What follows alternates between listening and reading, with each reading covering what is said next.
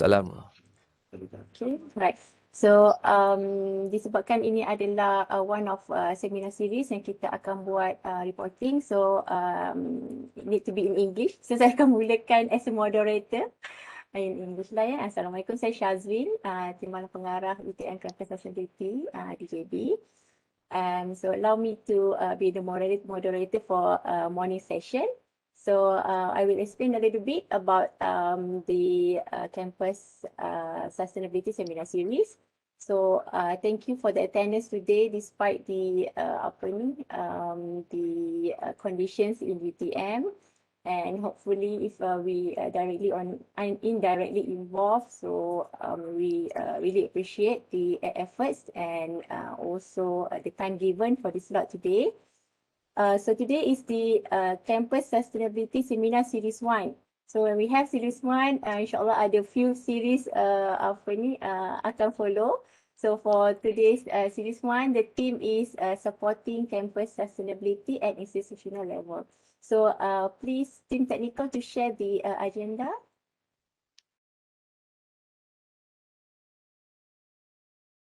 The first page and the second sikit.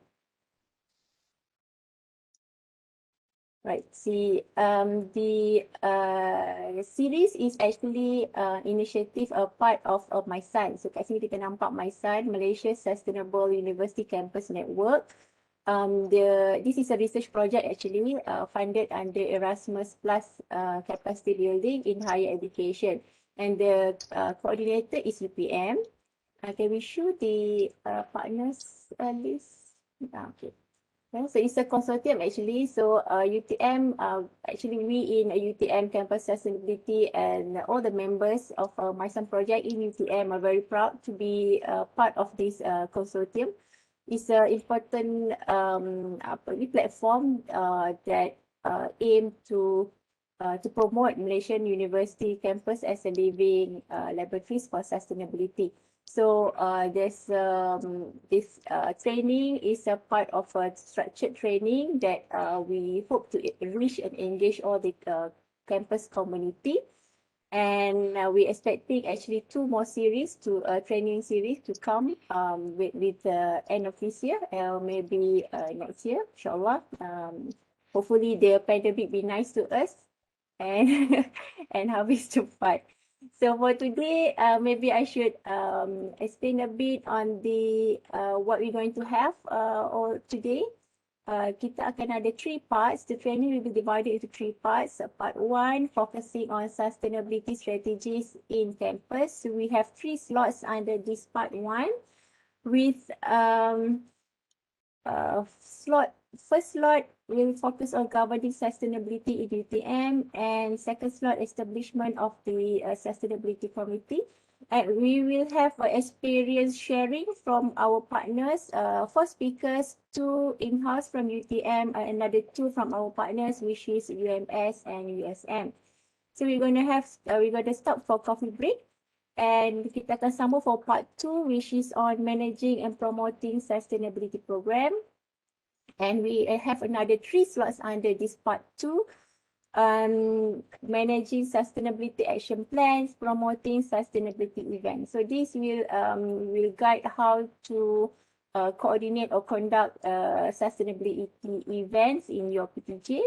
And also we're going to have experience sharing from 4 speakers, 1 from UM and another 3 from UTM in-house. Before we break for lunch, and we're going to continue for part 3 on monitoring and reporting sustainability initiative.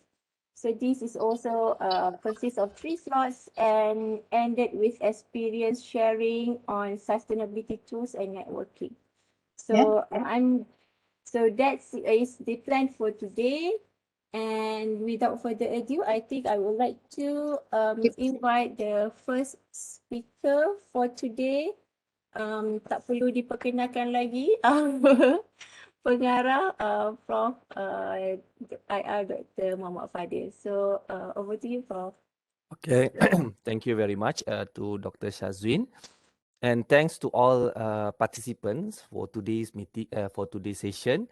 So this is a very good opportunity for all of us to stand by over here to make sure that we can learn something, and this is actually part of the sharing session. So be relaxed, chill, and also try to digest a few things that we are trying to give a kind of very significant impacts, especially what the definition and what exactly the governance structure of the sustainability. Because my point and also my highlights for today session is more towards to the governing sustainability concept in the campus, because usually we found that there are big gaps and there are misunderstandings between the PTJs and also some of the departments in our institutions, especially what does it means by sustainability, what kind of activity programs and initiative.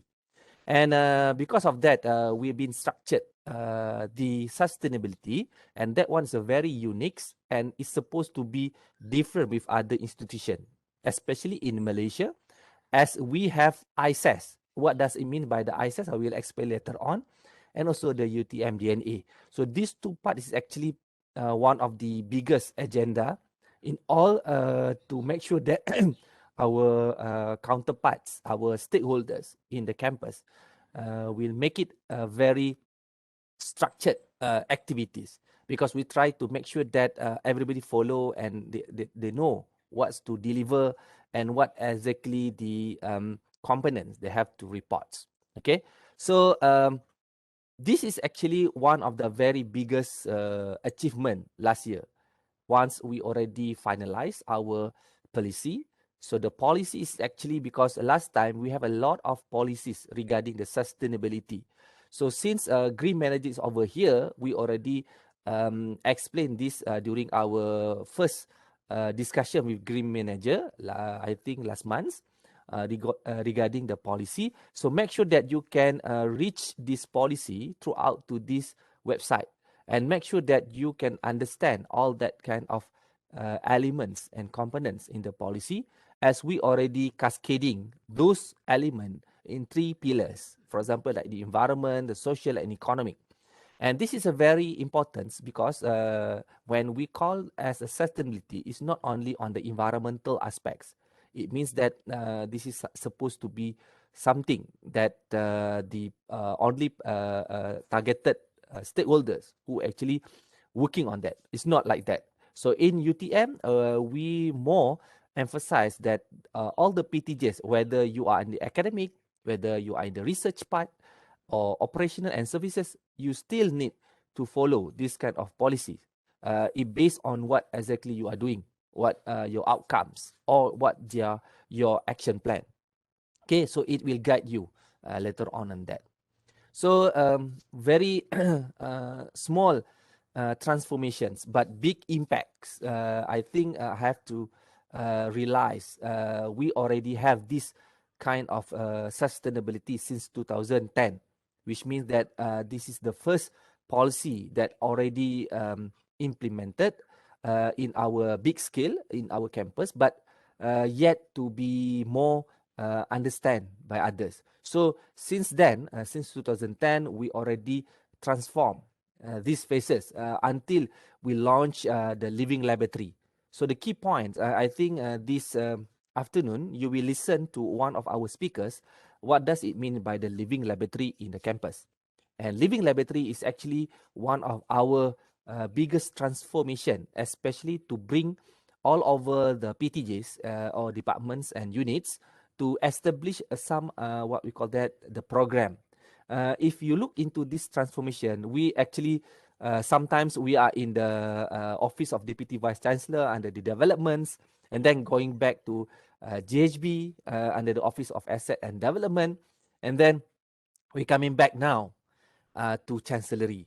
So this is one of the biggest transformation, because this is one of the reason why UTM is very unique, because our top management very keen to ensure that all parties or stakeholders in the campus know what to do, and what exactly they have to combine, or we call it as a synergy.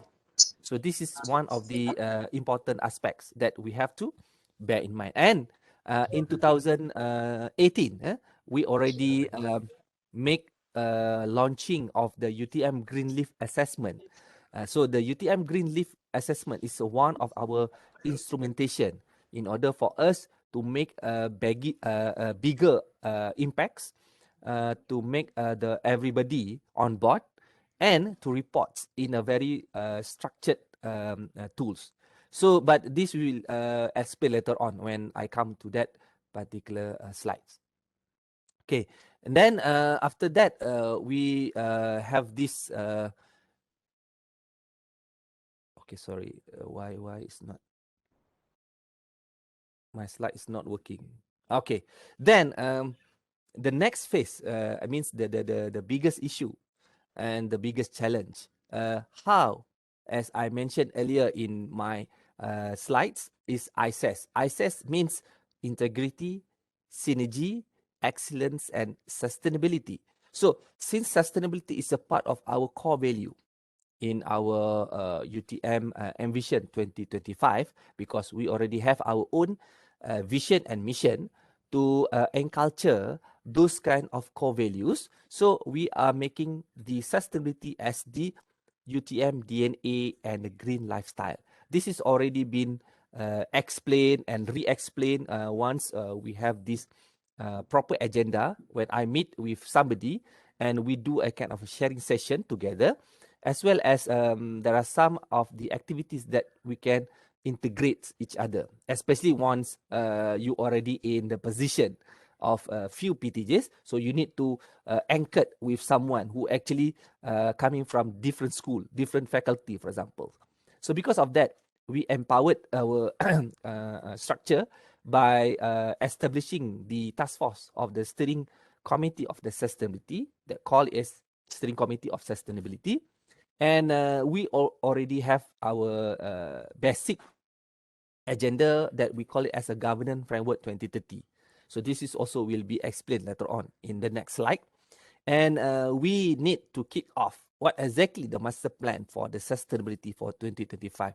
So sustainability should, as I mentioned earlier, just now it's about the policy, how the policy will make sure that we balance between the economic, the social, and environment.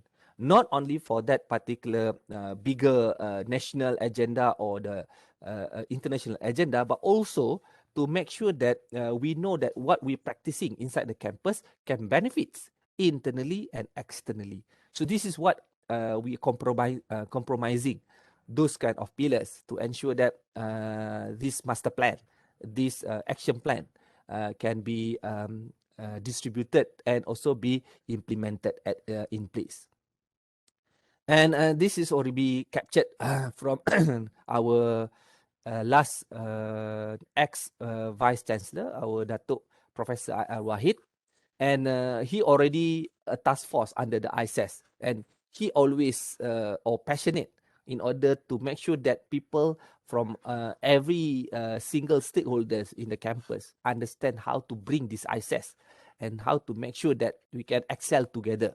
And because of the sustainability is that it's not only the sustainability is a part of the core value, but the sustainability is actually part of the process. Mean the process in order for us to make sure that the synergy, the integrity, the excellence can bring forward, can make it everybody on board. Like in the SDG always has a tagline called as "No one left behind." So this is one of the reflection that we want to bring in our campus and to make sure the harmony between the PTJ. And how to do that one? So the next slide will tell you. Okay. So in general, the sustainability approach that we are trying to do, we are not only as the governing the structure, but we already part of the empowerment and part of the engaging. Those actually would like to highlight their program and to make sure that this is synergized, this is integrate, this is relevant for the sustainability context. Because everybody is actually working under their silo, under their what we call that the portfolio. Why? Because they need to gear up the KPI base or the scorecard from their PTJs. But in sustainability, of course, we do have our own scorecard and KPI, but we are not only processing based on that. Okay, make sure this is the keywords. We are actually improvise, improve, and give a kind of empowerment. Means that the sustainability is not only one single person. For example, like me, I'm not because I'm the director of campus sustainability, so I must be champion for that particular of sustainability. No, in our concept, our principles that everybody is championing their portfolio, but how to bring togetherness in that position. So this is the reporting is part of the process. Like we have the implementation, we have the reportings, we have the monitoring and improvement, and usually PDCA, of course. This is what we call that the corporate usually use that kind of PDCA. But for us, it's actually the improvement side is much bigger aspect compared to other things, because we already have a transformation since 10 years ago. It's already past 10 years. So what's the move forward? So this is the reason why we are doing the auditings, because we want to reflect ourselves. Okay. And as I said earlier, our transformation, the biggest one, because we already have one of the JPU steering committee under the campus sustainability. So every year, it is a must to have meetings, and we can discuss on particularly the planning side, or what the strategic action plan that we have to focus on that year, on that particular year. But since this year, because we are more focusing on the pandemic, like COVID-19, for example. So we a little bit delayed, because we are waiting our secretariat to call for a meetings, but we already started the process. So means that we already, make it a kind of call for those particular leaders for each of these sustainability committee. So we already started that things. So now it is about the implementation or execution plan. Okay, so in the SDG, of course, UTM is one of the universities that having sustainability SDG components in any kind of activity. I think all the green managers, you already been given those kind of templates, and also the reporting side, especially what as the activity that you already pointed, those SDG. And we about to launch, like we call it as a soft launching. We are not only targeting on the goal part. The SDG is actually having their targets and also the indicator. So we are so lucky, because our UTM, our campus on the several task force already finalized those kind of indicator and target in the SDG. And this is actually very significant and relevant to be implemented, to be adapted in our activities, especially on the KPI base or the KAI. It doesn't matter.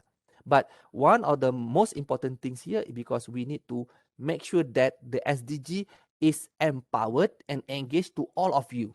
So means that everybody will be as a leaders, because your responsibility and your roles in that particular job, for example, like as a green manager, you must make sure that you understand about the SDG, you know how to make it the action plan for that particular department, for that particular units, and try to do one or two single activity that connecting to the SDG based on the indicator. So this is will be explained later on the next session.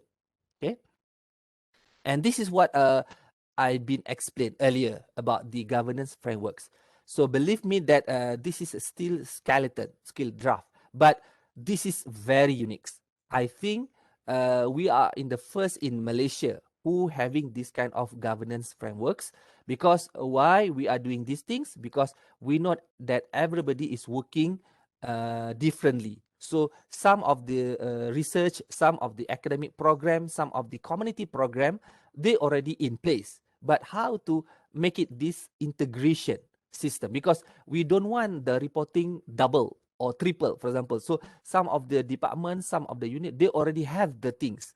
So what the governance framework tell us is this is what our key highlights that we have to put in our activity initiative. So if you are looking on the component, like for example, as the operational and services, it means more towards to the sustainable procurement. Like one you said about smart waste monitoring, like the green procurement on the contract basis.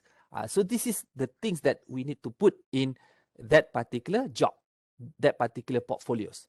So because this is one of our framework and governance. Of course, for researchers, they already knows they can be all of these kind of components, as well as for the health and well-being, because we know that health and well-being is very less. Okay.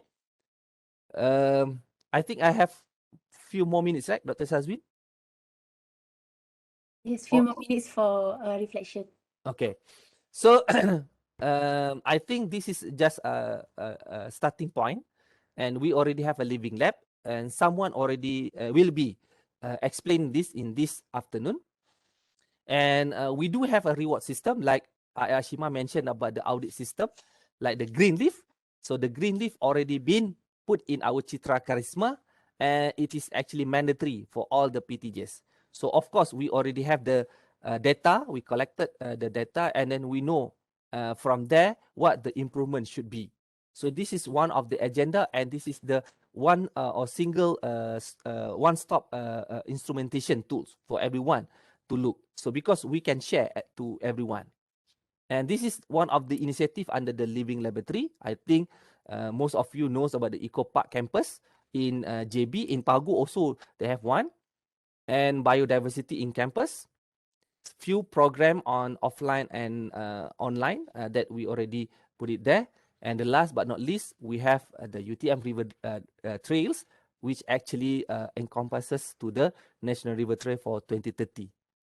Okay, so that the things I'm finishing on the governance and structure on sustainability. Now, I need you to go to this reflection activity. Please go to your maybe laptops. Try to typing the slido.com and put the numbers over there. I already shared these numbers to all of you, and I need to know from all of you what the keywords that from my sharing, keywords that relevant for our sustainability. Anything, like for example, you want to say about the climate change, you want to say about the energy smart building, whatever it is that should be related to the sustainability. It could be also master plan. So any kind of relevant keyword I want to get from all of you. Let me open the poll.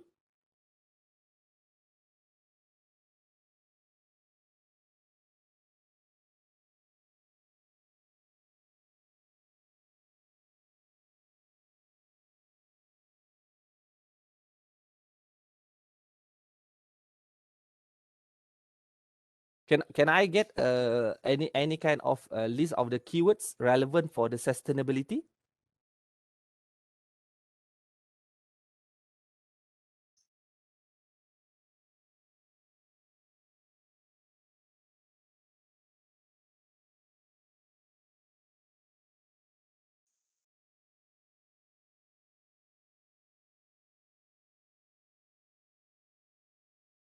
Okay, now I already opened.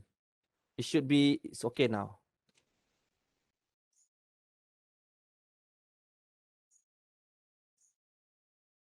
Okay, someone says that they cannot enter, but now I already opened the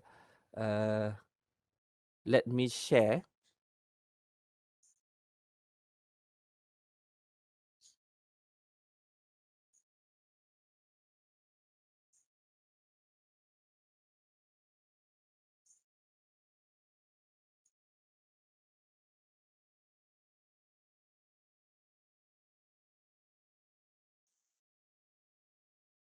Okay, can you see this?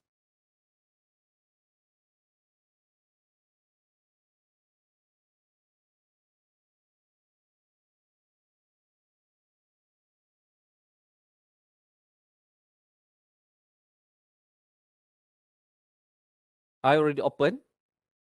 Event code apa dia, Prof? Okay, event code dia 499148. 499148. You can view over here.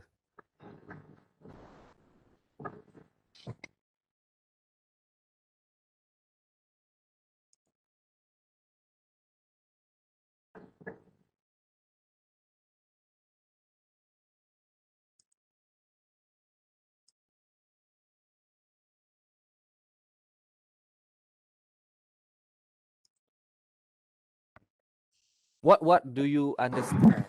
I think And sorry. it's not active. Sorry, there is no such event active right now. Betul, salah dapat. The link's not Oh active. really? Wait there. Wait. Why is suddenly? Okay. Let me check. What happens? Okay. I have to go to another one lah. Okay, the reflection, because I have created 3 reflections. Okay, let me check these things. Okay, the next. Okay. So the same code there on the scale, based on the understanding on the governance of sustainability. So means, do you understand? Means if you very great understanding, so you will put 5. So this is the same. Yes, I think the link is not working. Is there any activation? No, I already activate that. Please try again. Still no event active right now. Oh really? Let me, because I have to assign.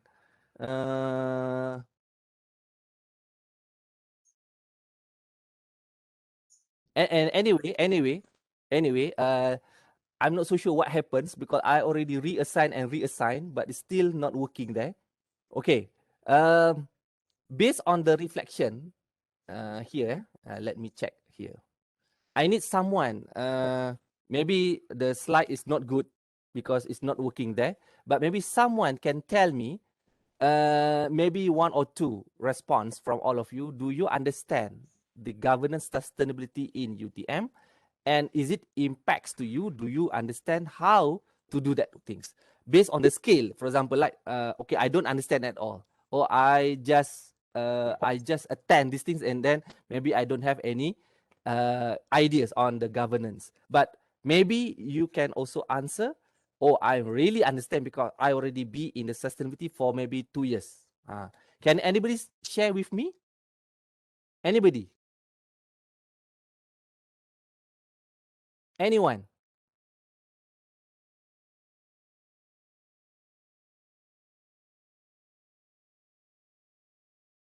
Siapa boleh share? Cik Hafizan ke? Based on your understandings. Siapa lagi? Ainul. Ada Ainul.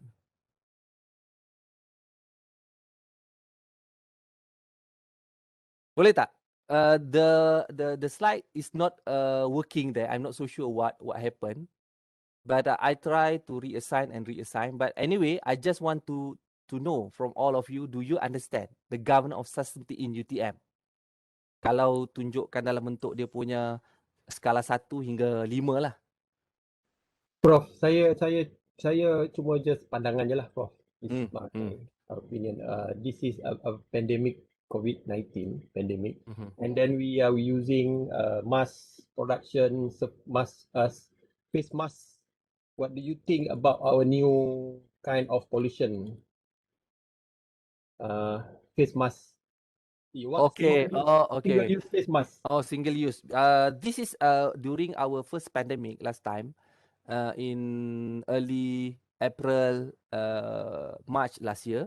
So we already have our practical how to manage the waste from our face mask. That one, because last time we have a lot of people who are actually wasting, just throw everywhere, and they don't really appreciate what the beans provided for us. So it means that of course we know that we have to protect ourselves.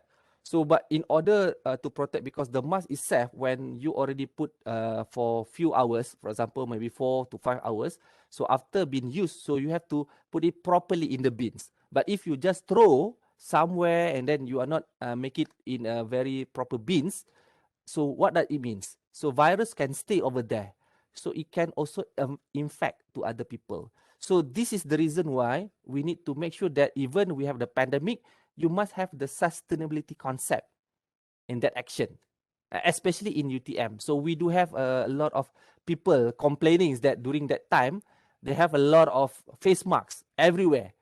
It's not properly put in the bins. So we have to do that kind of awareness. Okay? Thank Did you. I Yeah, answer? Prof. Okay. Yeah.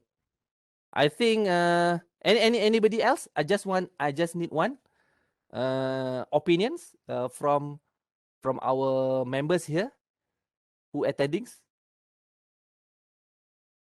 Anybody?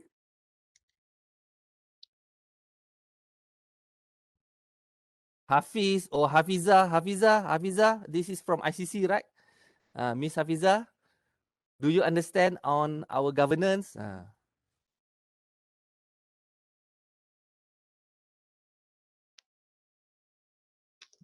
Salam Doktor.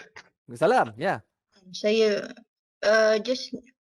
saya on behalf apa ni land custodian kan. Saya just nak faham jugalah saya punya contribution in Okay. dalam land matters punya ni untuk SDG punya program. Okay. Sebenarnya Hashima, your part, your components is here. Nampak tak dekat ecosystem resilience? Okay. Under that ecosystem resilience, dia ada on the land use dan pada waktu itu juga kita tengah fikirkan on the green belt. Sebab green belt ni ada dalam KAI Ambition 2025. So this is will be put under your punya portfolio nantilah. But saya ada discuss dengan tim researcher yang akan enhancekan our master plan, existing master plan. So jadi memang dalam KAI tu kita separate master plan punya upgrading. So jadi sekarang ni saya pun memang saya letak tu green belt tu dalam KAI tu. Tapi bila further discussion with our team, kita tak boleh separate master plan. Sekarang ni dalam KAI tu dia separate kan? Betul. Dekat biodiversity. So sekarang ni dia akan pindah ke KAI 13 tak silap saya. Oh 13. Instead of 10 kan? Betul. Yes. So dia pindah. Sustainable campus KAI 13 tu. Tu jadi itulah saya pun tengah nak prepare paperwork ni untuk bajet kan. Betul. Sekarang ni saya nak tahu jugalah yang doktor boleh bagi saya what kind of idea component yang boleh saya share dalam saya punya paper tu untuk lulusan universiti berkaitan dengan green belt tadi. Green belt, betul. So Hashim, I think we supposed to have a next session punya nanti discussion. Memang kita pun baru masuk on that part because kita pun tak tahu apa-apa. Kita pun tak nampak pengisian tu sebab masa tu kami minta tim TNCP untuk panggil juga kita dalam perbincangan tapi belum ada lagi kan untuk yang KAI ni. So kita pun dah bertukar management. Kan saya dulu under bahagian business unit kan bahagian kan. So jadi sekarang ni jabatan TCP ni pun akan restructuring lagi. So saya pun tengah pening lah. Jadi tak boleh lah nak nanti sebab tak nak tukar-tukar orang. Tak apa. No problem Ashima. Actually so, cuma saya nak minta on sebab dia ada banyak partition saya akan kena buat on the master plan enhancing tu. One of the saya punya component tu on the green belt master plan lah. So jadi green belt master plan tu saya nak tahu jugalah which the detail of dia punya components or items or whatever dia punya program tu mungkin kita boleh kemudian lah. Tapi untuk initiate saya punya paper tu sebab saya kena explain apa dalam inside the green belt master plan tu apa saya pun tak jelas juga. Mungkin doktor and the team boleh bantu saya nanti Okay, We boleh. have Nanti. question here also, what is green belt? So while we are attending to the chat, maybe we can proceed juga kepada next presenter. The explanation can be on the chat column. Okay. Okay. Thank you.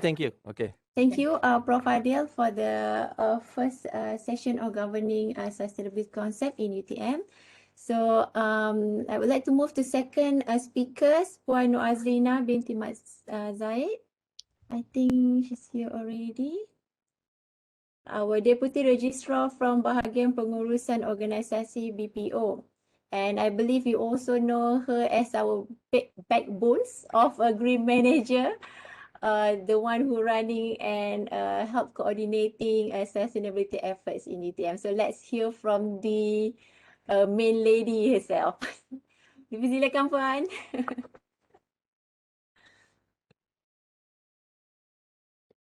I think please unmute penasihat, kita tak dengar suara. Okay. Okay, terima kasih. Thank you, Dr. Shazwin. A very good morning to all ladies and gentlemen and our Honourable Pengarah UTMCS, Professor Dr. Fadil, Dr. Shazwin, Dr. Shamsul sebagai Timbalan Pengarah, and all our friends, rakan-rakan green managers, coordinators, and also those involved directly in green office agenda di university. Okay, so let me share my screen.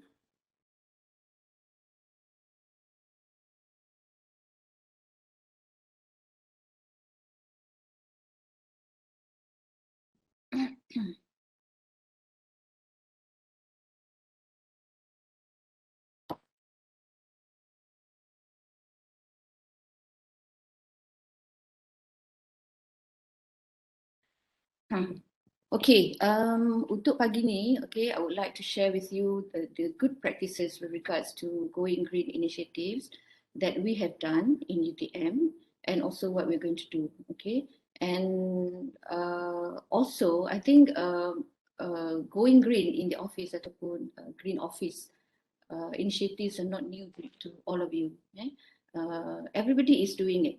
So anyway, for the newcomers, probably I would like to refresh to provide an overall understanding of the important element in sustainability. So I would focus on that. This is the objective of my presentation. Okay, so the title of my presentation is Going Green at Our Workplace. Okay. So let me start with introducing the green office structure in UTM. I think Dr. Fadil has already showed you the overall structure of the campus sustainability just now.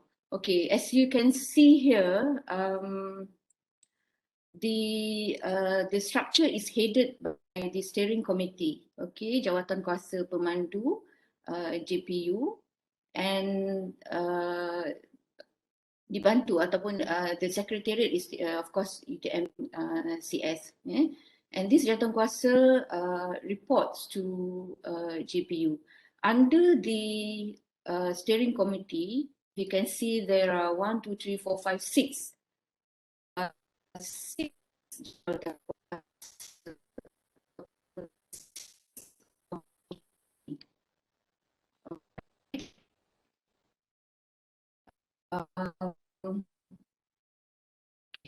my phone is ringing.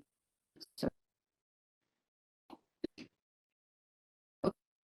6 jawatan kuasa there, and green office is depicted by the blue rectangle. So the President in JP, we have the President in UTM, also President in UTM, right? And President under President, we have what we call it as Green Office Committee, and it is headed by our registrar himself. Okay. And the members of the committee terdiri from all the green managers and also all the green coordinators across all PDGs. So at the moment, we have 6 green managers di bawah under Green Office Committee.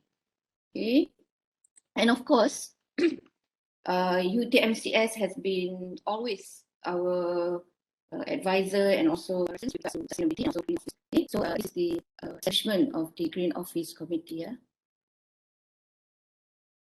Okay, so the role of Green Office Committee is to actually carry out all the Green Office initiatives that we have planned according to the KPI or the sustainability framework that Dr. Fadil has explained it to you previously.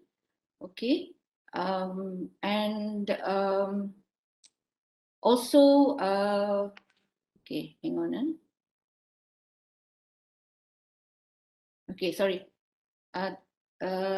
Sedikit background on the Green Office Committee. Okay, it is actually it is a jawatankuasa di bawah Majlis Pelestarian Kampus. Alright, it is under Majlis Pelestarian Kampus, formerly known as Majlis Pelestarian Kampus. But now it's known as the Jawatankuasa Pemandu (JPU), the Steering Committee (JPU), and the rebranding was done took place in 3rd of February into 2020. All right, and actually the Green Office activities started in 2011. Okay, and it was being enhanced in 2016. Okay, and Green Office is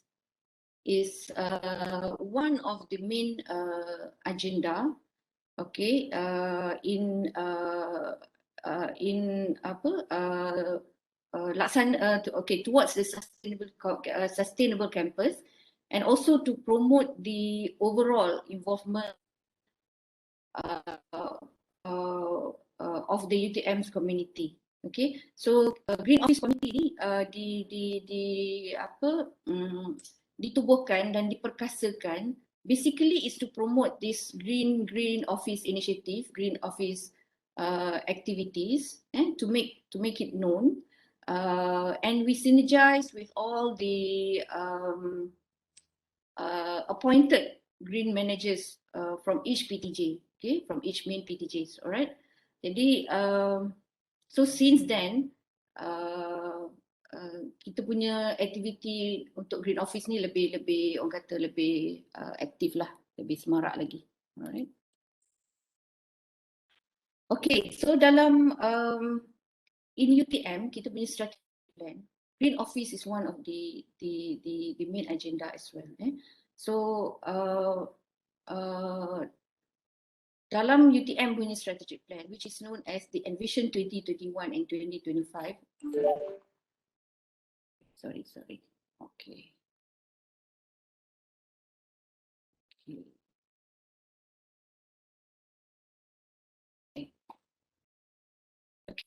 Okay. Online dengan strategic plan, which is known as Envision 2021 to 2025. Okay, Green Office ataupun sustainability ini jatuh di bawah strategic priority number 6, okay, and strategic trust number 4, which is to provide sustainable campus experience to students, staff, and also the surrounding community. Okay, kepada semua, I think you are very familiar with the 3 main aspects of sustainability. Sometimes they call it of sustainability, okay, namely environment, social and people, and also economic aspects. So dekat sini, these are the 3 main elements, okay, which can be impacted by the Green Office activity ataupun by the sustainability initiatives. So what what is the impact that we have on these three these three aspects, okay? Environment, social, people, and also economic.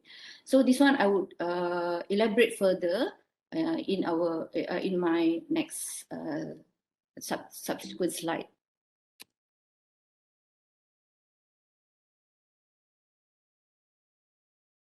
Okay, let me share with you what we have done and what are the initiatives that can contribute to the climate change, to the SDG, to the achievement of our KPIs in 2021 or Key Aman Indicator. Okay, so these are some of them. The first one is to reduce energy use. We switch off lights during lunchtime. Okay, and we keep aircon temperature at 24 degrees Celsius. We promote people to use or staff to use natural lights. Okay, buka blinds, during daylight, the buka blinds dan sebagainya. Okay, so number 2 is to switch to renewable energy sources. Of course, solar is very would give a very big impact on kita punya climate change. It would reduce actually the energy kita boleh reduce cost and energy lah. But solar is very costly. So in UTM itself, solar pun tak dapat dilaksanakan secara menyeluruh lah, secara sepenuhnya because of the infrastructure is not suitable to install these solar technologies. All right, but we can still have another options. We still have alternatives to energy saving. Okay, so what Jabatan Harta Bina is doing at the moment, okay, they install energy saving equipments, lampu, and then dekat even kalau kita beli fridge ke dan sebagainya ke, so look for some energy saving features, okay, before when we buy electrical appliances, right? Okay, the next one is 3R. Okay, 3R pun also you're very familiar with that. Reuse, reduce, and also recycle. Okay, so kita reuse, kita do not replace. Okay, in fact, over the past few years, kita dah UTM has campaigning this bring your own food container, bring your own tiffin, so on and so forth. Okay, and we hope by doing that, okay, kita recycle, okay, kita recycle, meaning like contoh macam previously dulu sebelum kita campaign kan dengan bring your own container apa semua tu, we use polystyrene, plastic, and then we throw it away. So yang itu kita actually what we're doing now is kita help to reduce the waste. Okay, kita help to reduce the waste down to 0. Okay. Okay, 3R ni over the years has evolved to 5R pula. Campur 2R, another 2R, additional 2R. Okay, what is another 2R? Another 2R tu adalah repair and rethink. Okay, so whatever we can repair, Okay, reuse, kita guna balik apa yang kita boleh guna, kita repair, and also rethink. Maknanya before we do something, we have to think twice. Think twice, think thrice, dan sebagainya. So itulah dia evolution 3R to 5R. Okay, and then we can also promote change your transportation. Okay, the reason is that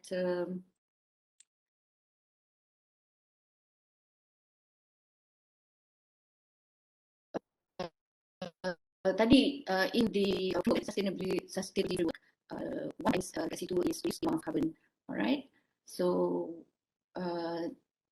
these are the initiatives that can contribute to that, to the reduction of the amount of carbon in the air. Okay, So for example, carpooling. Okay, sebenarnya actually we wanted to start this carpooling.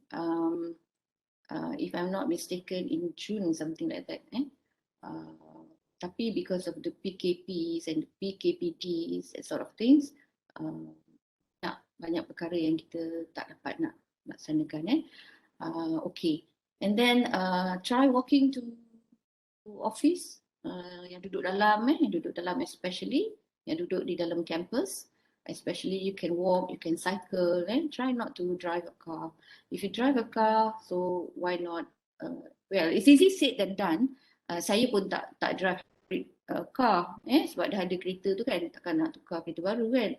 Okay, but these are the things that can contribute. Okay, these are the things that we can do to contribute to fight against this climate change. Alright. In fact, dekat UTM. In previous years, before this pandemic of COVID-19, university under UTMCS has campaigning this car-free day. Car-free day. It's not so much of reducing the carbon emission, but it's more like at this moment, by doing so, we would be able to see the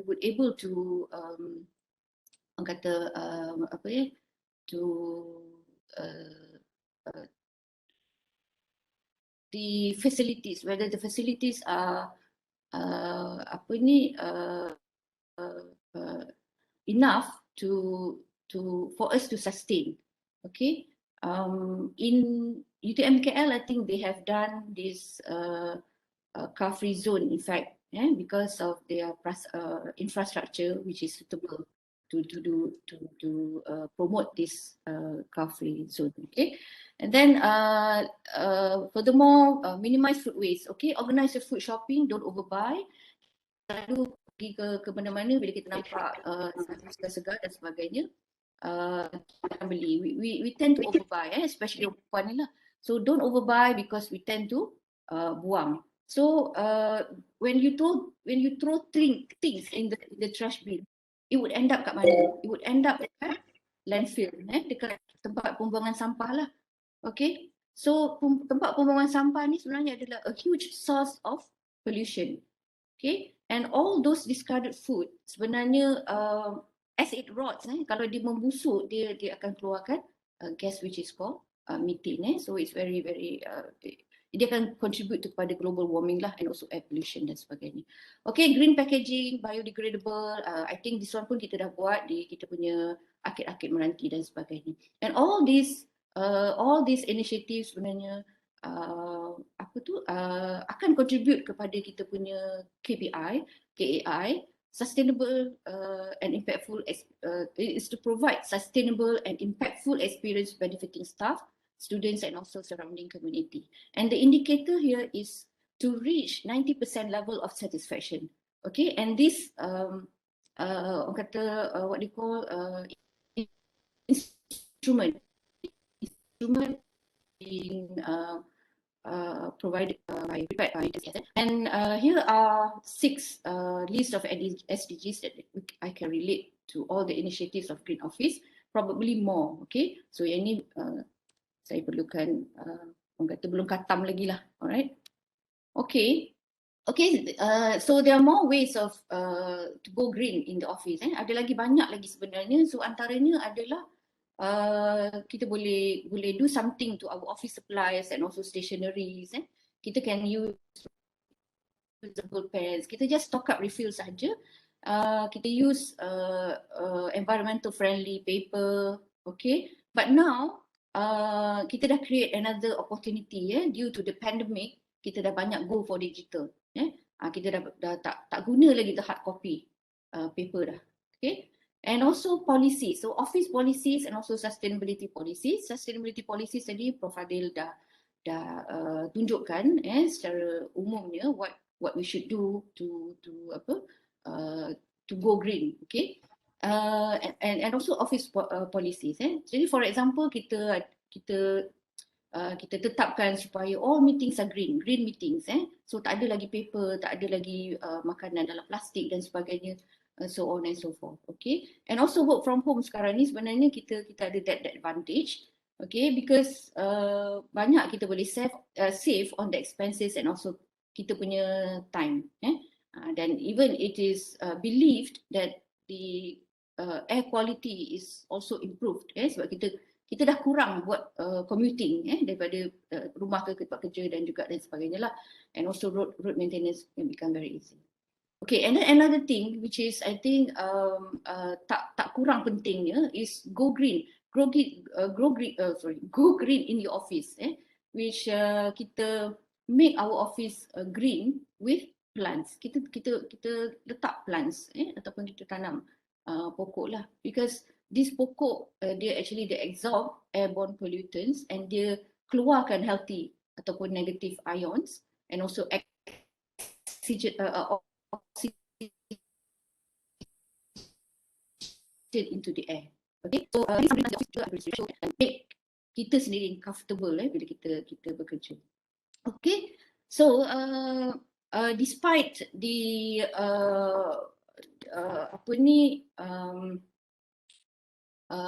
more and more workers are shifting towards remote work. Even sekarang ni pun kita dah, I think even PKPD ni dah macam 100% kita buat remote work.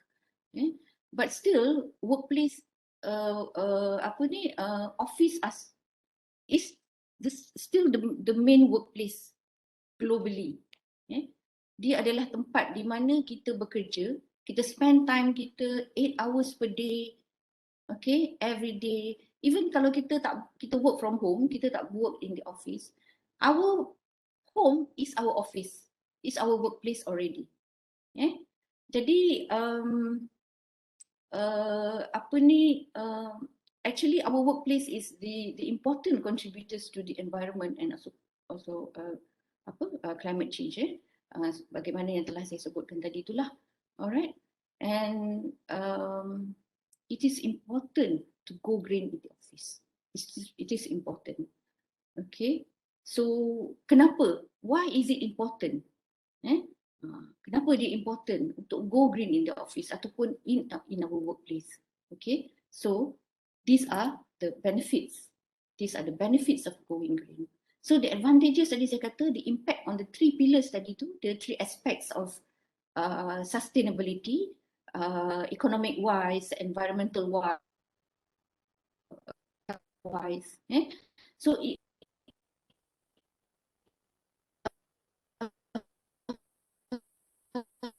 economic and definitely lower cost. Also recycling practice, it will reduce wastage. Tidak ada pembaziran, tidak ada banyak sampah dan sebagainya.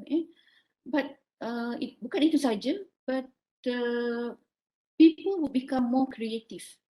More creative because when they recycle, they tend to manipulate, to change the products and convert that into a new product. Okay, and of course, literally, dia akan reduce the cost of buying new products. Sebab kita buat recycling. Alright, and also going green sebenarnya akan eliminate kita punya air pollutants, making our air that we breathe in cleaner, lebih bersih, and clean environment means good health. Okay, good health, and also of course it will lead to less expenditure on hospital medical bills dan sebagainya lah. Alright, and also insurance product. Kenapa insurance product? Because negara yang berisiko tinggi, premium insurance dia sangat tinggi. So negara yang berisiko rendah, insurance premium dia rendah. Okay, and also prevention is better than cure, meaning kita reduce pollutants. Bila kita reduce pollutants, sebenarnya it is cheaper than kita repair that pollution. Kita clean the pollution from the environment. Actually the pollutants yang kita buat kepada environment tu is the one that kita sendiri yang spread it on into the environment. So why not kita prevent instead of kita repair ataupun kita cure.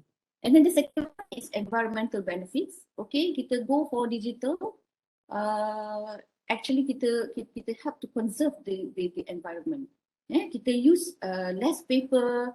Okay, kenapa kenapa it will help to conserve the environment, because paper comes from wood. So kita akan avoid ataupun reduce cutting trees lah. So kita tak kacau the natural habitat of the apa yang kata fauna lah, fauna dekat rainforest dan sebagainya. Okay, and then reduce wastage. So if we reuse or kita give our unwanted items for recycling, of course it helps to reduce waste product, which would otherwise, kalau kita tak buat recycling, dia akan end up the final destination dekat landfill tu tadi, dekat incinerators tu tadi. So as I said tadi, dekat landfill, so sampah-sampah yang tak boleh diurai ataupun food waste dan sebagainya, lama-lama dia akan mengeluarkan satu gas yang berbahaya lah, which is called methane. Alright, so and also dia akan reduce the emission of carbon dioxide to the environment. Tadi as I said, prevention is better than cure. And of course on health benefits, so one of the SDGs is on health and well-being. It makes the air that we breathe in very clean and free of pollutants. Okay, breathing clean air means better health. Okay.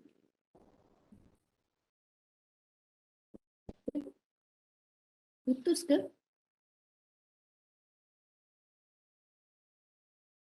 Putus ke?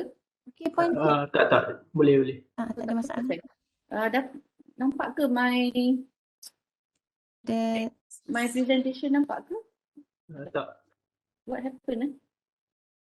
Okay, sorry, let me share again. Saya share semula.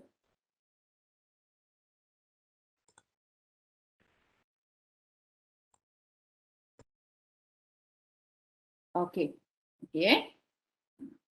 So we believe, and I think it's proven, a healthy person is also a productive person at work dan juga at home. So dia boleh jadi more productive lah kalau dia. Okay, next.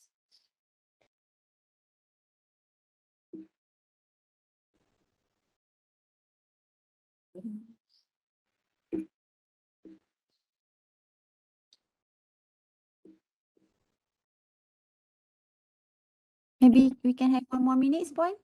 Oh, okay. Thank Okay, you. saya tak boleh keluar daripada sini.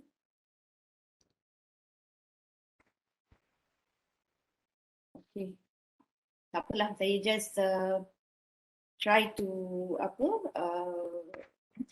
conclude. So jadi actually Go Green agenda ni is a never-ending story. It goes on and on and on.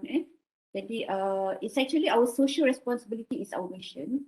So mission kita is actually is our journey. It goes on and on. So what are we going to do with our journey?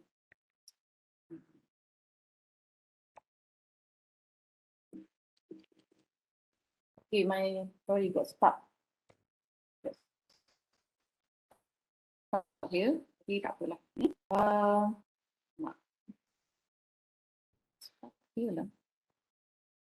Okay. Can you see?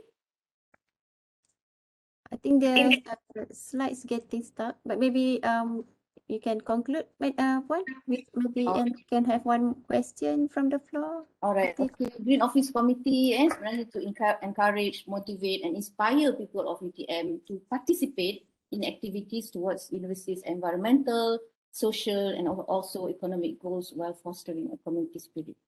Okay, so final thoughts, I would like to share with you a quote from Green Journal October 14. It says that whatever we do, there is a wide variety of little things we and our family can do to look after the health of our one and only home, planet. Okay, so every little things that we do, remember, okay, we are not only doing our part to help the environment today, but we are also helping to ensure our family and the whole of humanity have a planet to live on in the future. So this is the beauty of sustainability ataupun green office. Okay, so thank you very much. Let's all go green and live in a better world. Better world, in other words, safer, cleaner, healthier, and live by example. So convince more people, and you can change the world. So saya rasa saya ucapkan ribuan terima kasih. So I leave it to the audience to leave some comments or maybe share some of your experience. Okay. Saya serahkan kepada Dr. Shazwin. Thank you, Puan Noor. Maybe due to time constraint, we can have one question from the participants.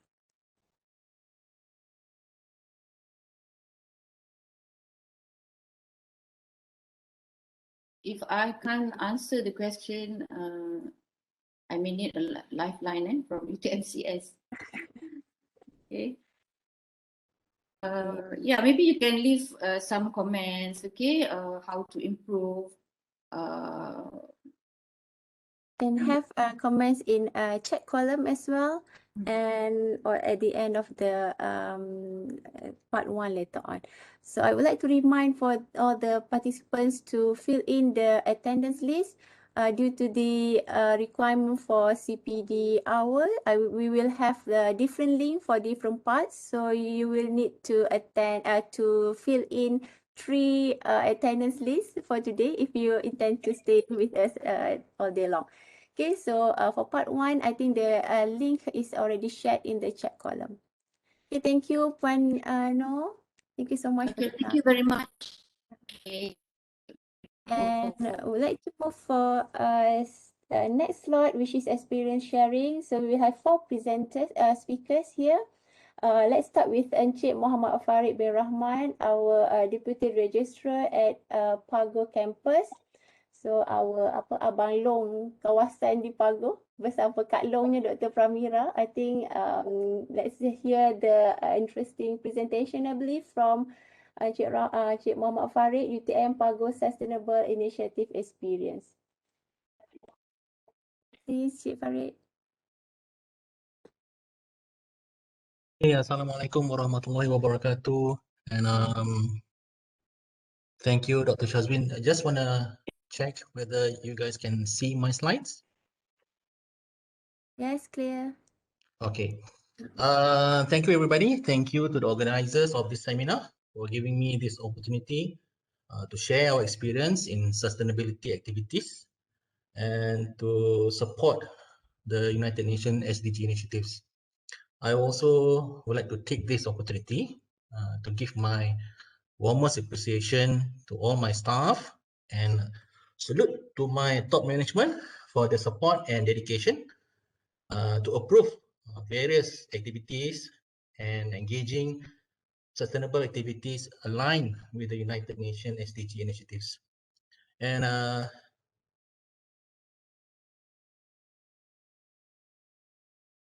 wait.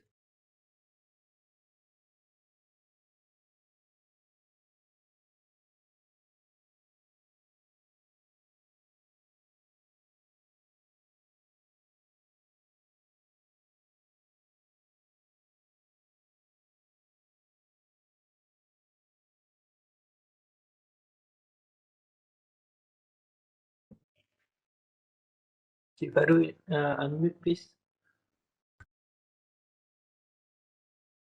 Can you hear me? Okay. Okay. Before I present to you our experience, let me give you a brief introduction of who we are and give you a quick glance at what we do at UTM Pago campus.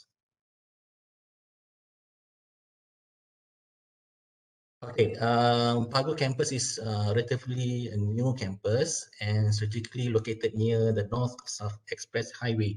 And I do believe most of you have been here, and it's estimated around probably a 1 hour to 40 minutes drive from our main campus in Johor Bahru, and around 2 to 2.5 hours from Kuala Lumpur. What is interesting about Pago campus is how it was planned by the government back in 2010 to build a one-stop or considered as a higher education hub, and access for prospective students to choose our multi-level of education programs here in Pago, from diploma level up to PhD. And so, as so far for UTM Pago, we focus on research and incorporate across disciplinary program. Okay, UTM Pago as a research center has 3 entities, and all facilities or laboratories are on the shared basis. If you are interested in any of our facilities here, you are welcome to contact me for assistance. Okay. All right. Let's move on to the sustainable initiatives that we have done so far with the Pago campus. Was officially operational on the 2nd of May 2017, and as now it's already like 25th, so we are celebrating our 4th year here. And right away, we have planned to initiate EXA, or in English, it's called Public Sector Conducive Ecosystem. It was introduced by the Indonesian government to replace the old 5S practices. And coincidentally, EXA has also implemented a sustainable category. And EXA also has an annual assessment or grading scheme. So it's quite hard to get a 90% grading from them. It's very hard. But if we can manage to get 90%, we are eligible to get an EXA certificate. But it's not going to be easy for us. It's going to be a long journey. So for our EXA team, our EXA team align our activities with UN Sustainable Goals, and implemented a few activities like reduce electric and water usage. We implemented the Green Office campaign and sustainable competition between our staffs. So, UTM Pago campus is a unique campus where, compared to other main campuses in Johor Bahru and our sister campus in Kuala Lumpur, UTM Pago has 20 acres of research farm. We usually associate it as our research playground, and our research staff will transfer their agriculture experiments from the lab to the farm and share the crop that is being produced or vegetable produced with the public to get their response and view and their points of view. And to maintain the 20 acre of land, we initiated an earth dig and produced 3 man-made ponds to supply sufficient water supply for the whole year round. We also implemented probes to the soil of each plot to manage irrigation using water sprinklers. We hardly use tap water, and financially we save a lot. Okay, when our researchers test their agriculture research at the farm, at the end of the crop cycle, we produce agriculture waste, and joint cooperation with a local organic farm in Kluang, Zenzing Agriculture. We convert agri-waste, kitchen waste and cafeteria waste, and we convert them into fertilizers using composting bins. And the black gold that come out from the tap, we call here lichin, is then used back to the farm as liquid fertilizer. Meanwhile, solids are mixed with the solids are mixed back to the farm for the soil regeneration process. Okay, that's the word. And UTM Pago campus is also blessed with a good relationship with Samdarbi Properties, which is also our concession company, to help build our campus. With Samdarbi assistance and acceptance to tag along with us in implementing SDG initiative, they have sponsored waste separation bins, and they collect its waste regularly. In 2018, our UTM Pago team with Samdarbi Property team and Guarding Kencana Company, we make a roundtable discussion and initiated to reduce energy consumption. And we proposed an energy audit and prepared and energy saving measures. So in 2018, our lighting energy intensity index reached a total of around 17.95 kilowatt per hour in a day, which is like 24 hours use. And or in total a month, it's around 9,476 kilowatt per hour. So we initiated a plan to reduce the lighting index by delamping of downlight lamps. We also delamping of fluorescent lamps. We also implemented using LED lamps and reduced fluorescent lamps.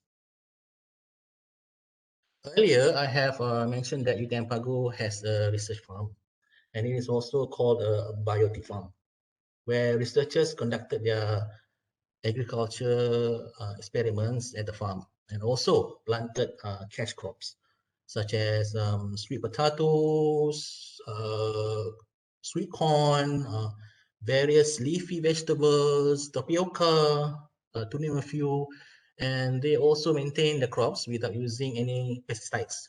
Instead, organic methods and ingredients were used to avoid insect infestation. The practice has awarded us with the Malaysian Good Agriculture Practice or MyGAP certificate. So the certificate emphasizes on sustainable and ethical farming practices approved by the international standards and the Malaysian Ministry of Agriculture.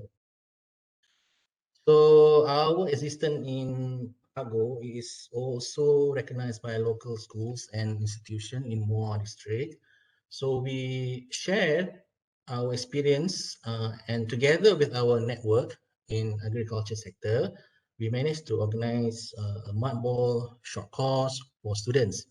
It's very, very interesting program. Due to the COVID pandemic, the course has to be postponed and for safety reasons. One of many problems of our local food farmers in the in Muar especially is the overwhelming stock of fruits that fail to meet the standards of fruit vendors for distribution. In the end, these fruit farmers have to bear the burden of discard their harvest and face financial loss. As an alternative, UTM Pago steps in and introduced a new technique to convert fresh fruits into freeze-dry fruits. ICA UTM Pago managed to produce freeze-dry fruits, and it was also being introduced in the Malaysian Agriculture, Horticulture and Agrotourism Showcase, or they call it MAHA, in 2018 and 2019. So biannually, UTM Pago has organized 3 times an open day to the public, and the public will have access to learn, come and visit us. The children are able to do science experiments. The students also can join demonstrations, and the adults can go for services and talks and buy our cash crops. This event is a part of to promote to the public on the benefits of growing their own food organically and consume more nutritious food.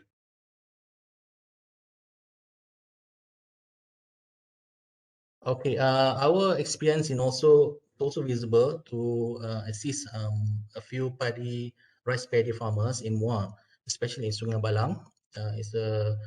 It's somewhere around like 20 kilometers from Pago, and near 30 years ago, rice paddy farmers in Sungai Balang have faced a lot of low paddy yield. Now, with the help of Malaysia Japan Advanced Research Center (MJRC) UTM Pago, with the introduction of organic liquid fertilizer, has increased rice production up to 400%. And further discussion will be made with them to optimize this solution. And the strong support of the Muar district office is really, really good.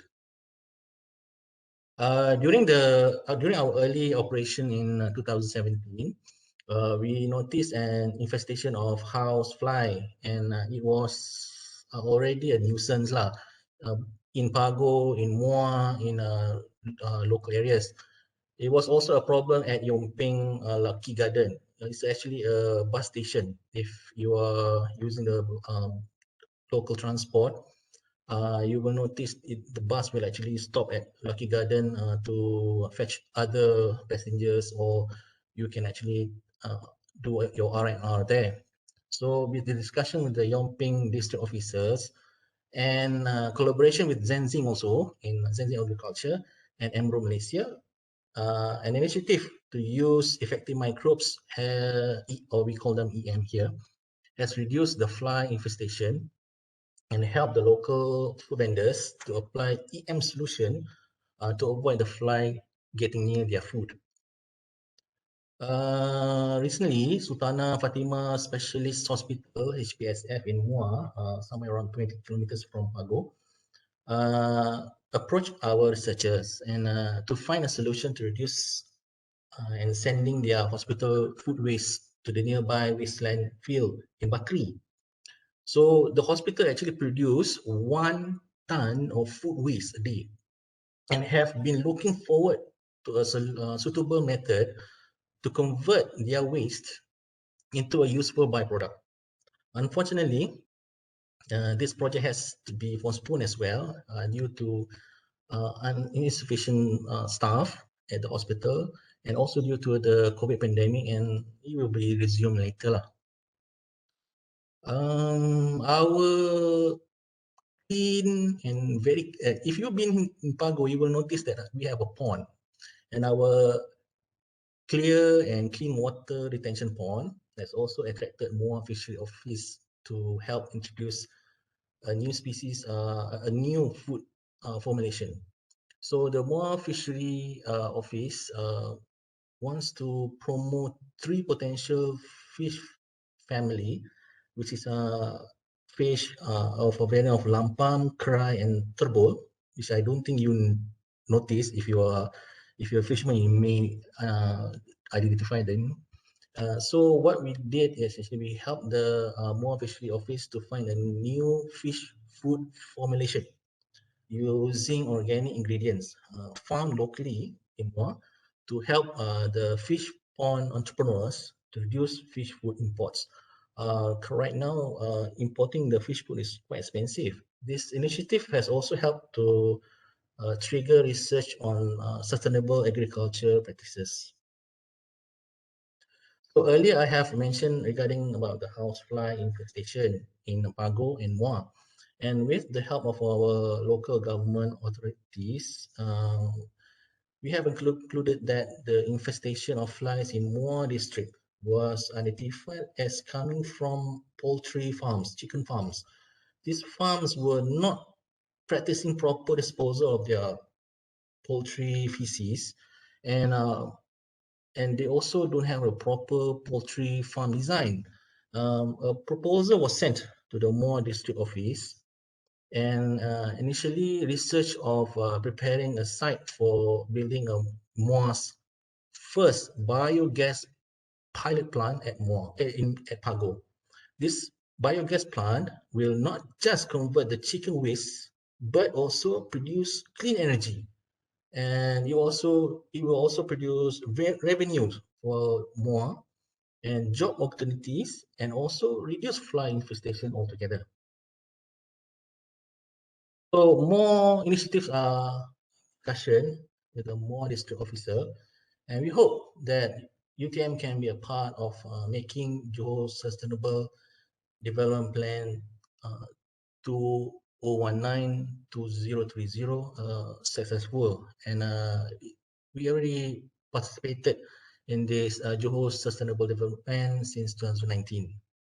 So I wish for gratitude for this wonderful 4 years, great initiatives and implementing UN SDG goals in Muar and its surrounding areas. I do believe more research can be done in place soon to make district more popular for its engagement in sustainability and enhance its image not just as a clean city, and which is also awarded the clean city in 2019. And we hope we can help more, not just the clean city, but also as an example of a sustainable city in the future. So that concludes my presentation, Dr. Swanswin. It's very quick, very spontaneous. Hopefully it fulfills your and others' needs, right? Thank you very much. Thank you for the interesting sharing, Cik Farid. And I guess you already have fan there requested for your slides for reference. Really? Oh, good. In So chat box. no problem. So, You can actually put in the chat box. I can actually send it to you. okay, thank you so much. Right, so we will have, for those who have questions, please share in the chat column. So we will read through at the end of the session. So I would like to call upon next speakers, which is Prof. Dr. Lee Chiu Tin. From School of Chemical and Energy Engineering. I guess is well known. Prof. Dr. Lee is also actively involved for sustainability efforts at international level. And she also deeply rooted with school and UTM initiative. So she's have various projects all over UTM, I guess. And she's also a founder and advisor for Student Society that based in SKT.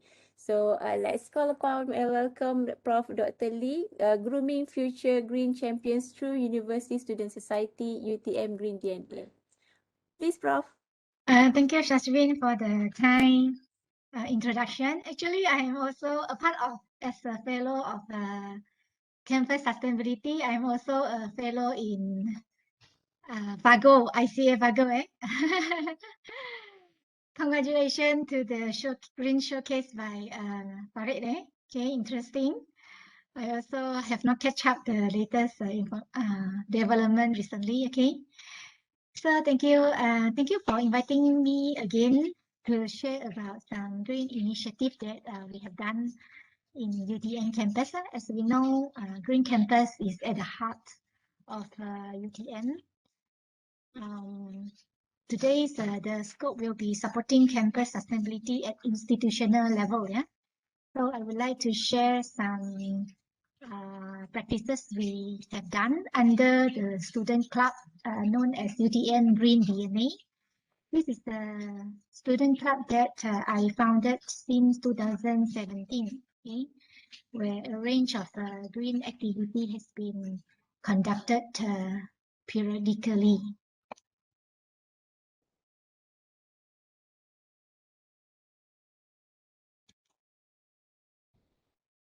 And the slide that I share today is the typical slide I share with all my Green DNA members and beyond. Okay, usually our program will be streamed live in the Facebook under Green DNA. So I will just flash through and we will leave more time for sharing later on. Okay.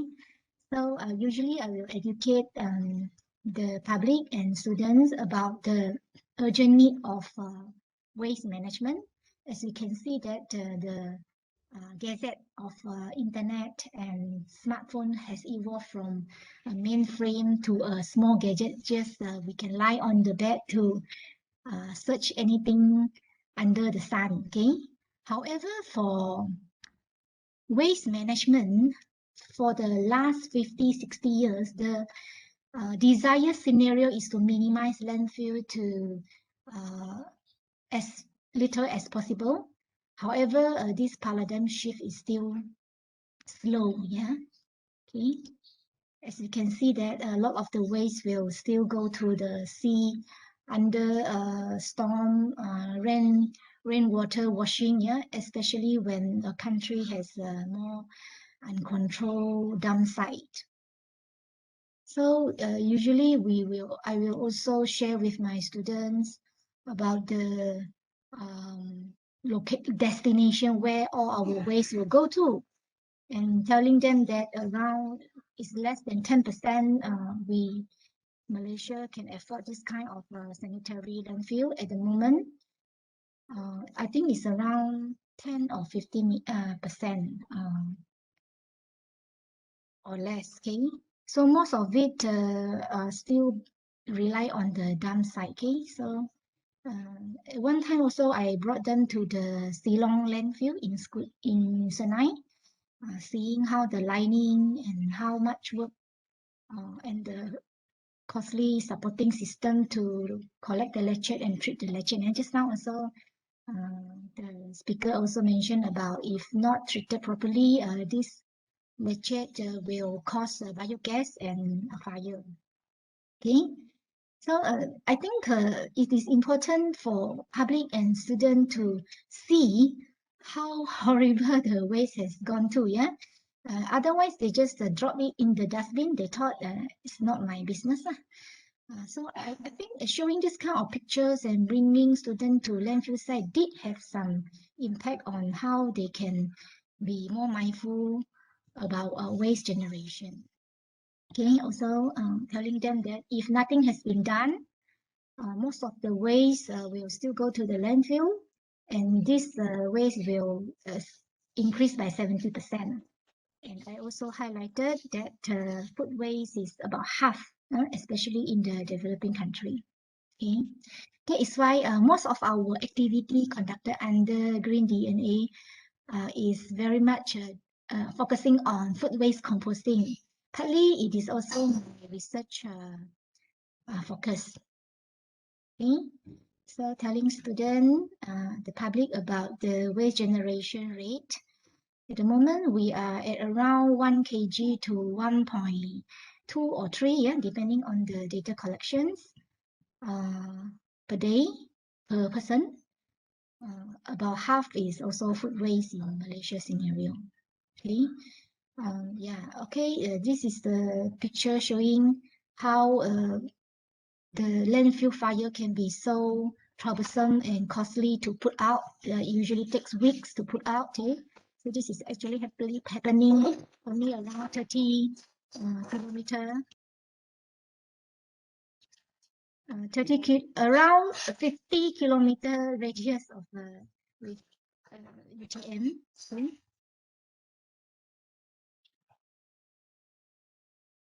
We also educate through the activity, through the lecture series about waste, organic waste conversions to biogas, which can actually be harvested as energy source, as a renewable energy for electricity. Yeah, so glad to hear that Fago will also run the biogas. So I think this is very good for decentralized to support energy usage at decentralized location. And it is important to understand the waste management is not just about recycling. It needs systemic solutions where different type of waste will go to different destinations. For example, material recycling facility is quite common in Europe. However, it's still not so much implemented in Malaysia. Okay. And then whether our facilities are ready to recycle, for example, cloth or electronics waste and so on, plastic waste. Yeah, so plastic waste is also a very hot topic nowadays. And then how do we change the behavior? Initially, there should be some rewarding system, but at university level, our club is very much focusing on human resource and volunteer, because we know this is not something that I alone or a few people can change the scenario. We need future champion, yeah, which are our students. They will become the workers and the pillar of our nations. So at university level, it is so critical for us to educate them to be green-minded. Yeah, and there is also the assisted by information technology, Internet of Things, and how this can be used to close the loop for waste management. So all of these detail, I do some lectures periodically with them, and telling them to going towards zero waste. Often we also have discussion. What are the challenges? Why the good waste segregations is still not happening at a good level in Malaysia? Okay, we do discussions. And in fact, UTM, under the Sustainable Campus Policy since 2011, has run a lot of initiative, and this is one of the roadmap that I have proposed. Okay, and talking about sustainable development. Also, we share with students about all this goal, and also how our activity can contribute towards the various role. I do tell them it's not just about responsible consumption and production. For example, how do we go for 3R? It is composting for the food waste is also able to fulfill good health and well-being, because it can promote local farming, no poverty. Someone can use it as a case study, as a business case for product formations. And in fact, all other like partnership, we have to work with different, for example, local authority to facilitate waste collections, and this will also reduce the underground water contamination. So we also concerned about life below water, life on land, climate action, because it can reduce methane gas emissions in the landfill. More importantly, SDG 11, because it also promote sustainable cities and community with higher awareness for the recycling. Some students, we will stimulate their thinking. What kind of goal you can map? So some will also map about affordable and clean energy. Yes, because it can produce biogas. Even industrial and innovation in infrastructure, because for the fact that we still cannot achieve a good segregation is due to lack of proper infrastructure and facility. So a lot of interesting discussion we do with the student. We discuss how by doing proper segregation at source, we can and doing composting, stressing the important that compost is not just NPK lah. The work product is to improve soil quality for holistic wellness of the crop we produce, reduce vehicle fuel emissions to the landfill site, support local food. For example, in Japan, they have a lot of local farm that producing food to the local people, and their citizens also have a good awareness about buying, try to support the local farm so that it is produced freshly, also reduce the require for vehicle transportation. And we also will have some calculation based on the IPCC protocol to calculate the carbon footprint, how we can mitigate carbon emission through reduction of fuel or transportations, reducing the use of chemical fertilizers. So we introduce some formula, and how we emphasize through the use of compost can give more micronutrient to our environment, and of course to improve the environment effect. Then there will also be a range of lectures let the student understand, more focusing on the home composting. After we're talking about a range of the system, how we can do it at the home level. Because it's low cost, we can just use some plastic bin.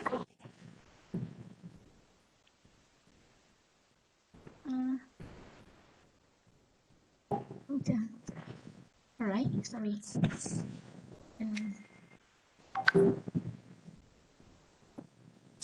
Sorry, I lost my PowerPoint again.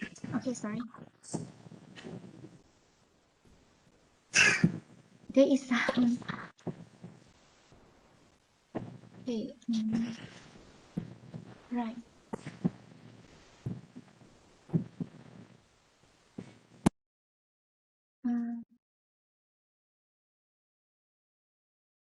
Sorry, I think I received a message saying something.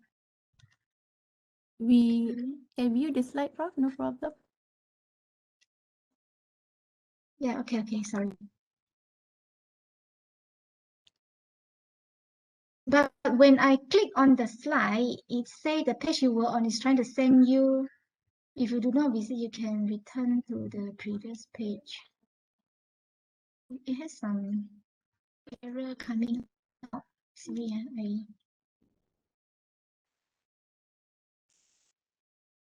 We can view, but maybe you can't control your slide, is it?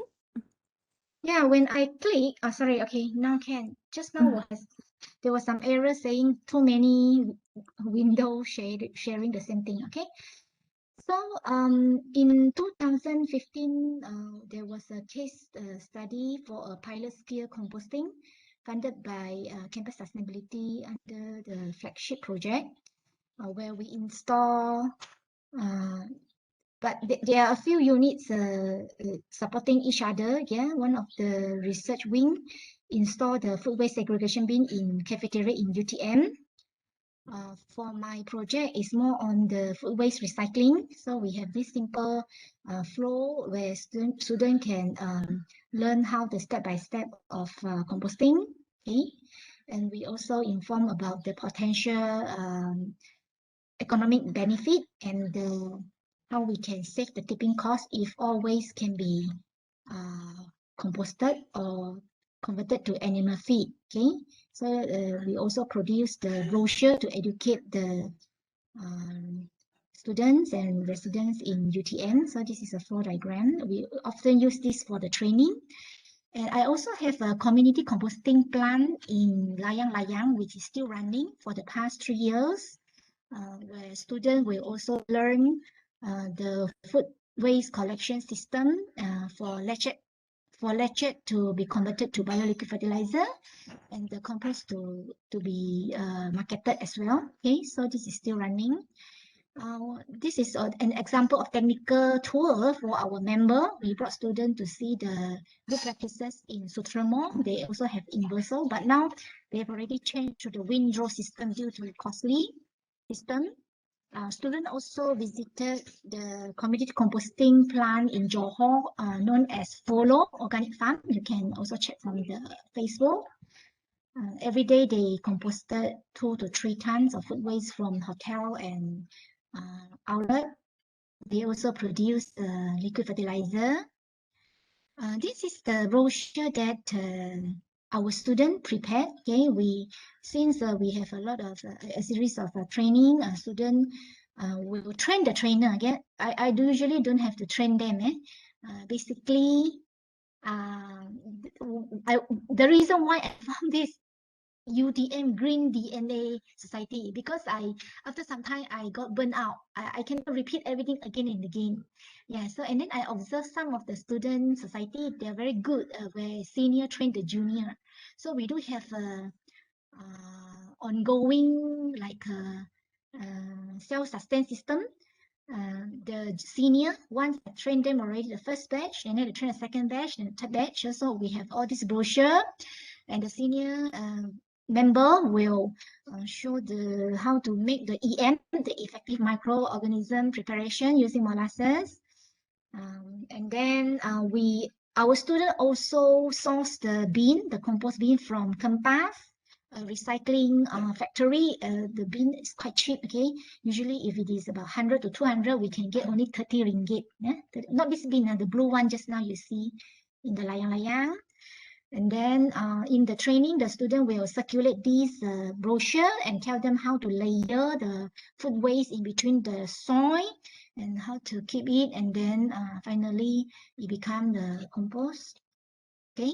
So here are some activity that our student run from time to time. This is how the senior show the food waste composting using this blueprint. The student fabricate themselves. They use some basic equipment to fabricate.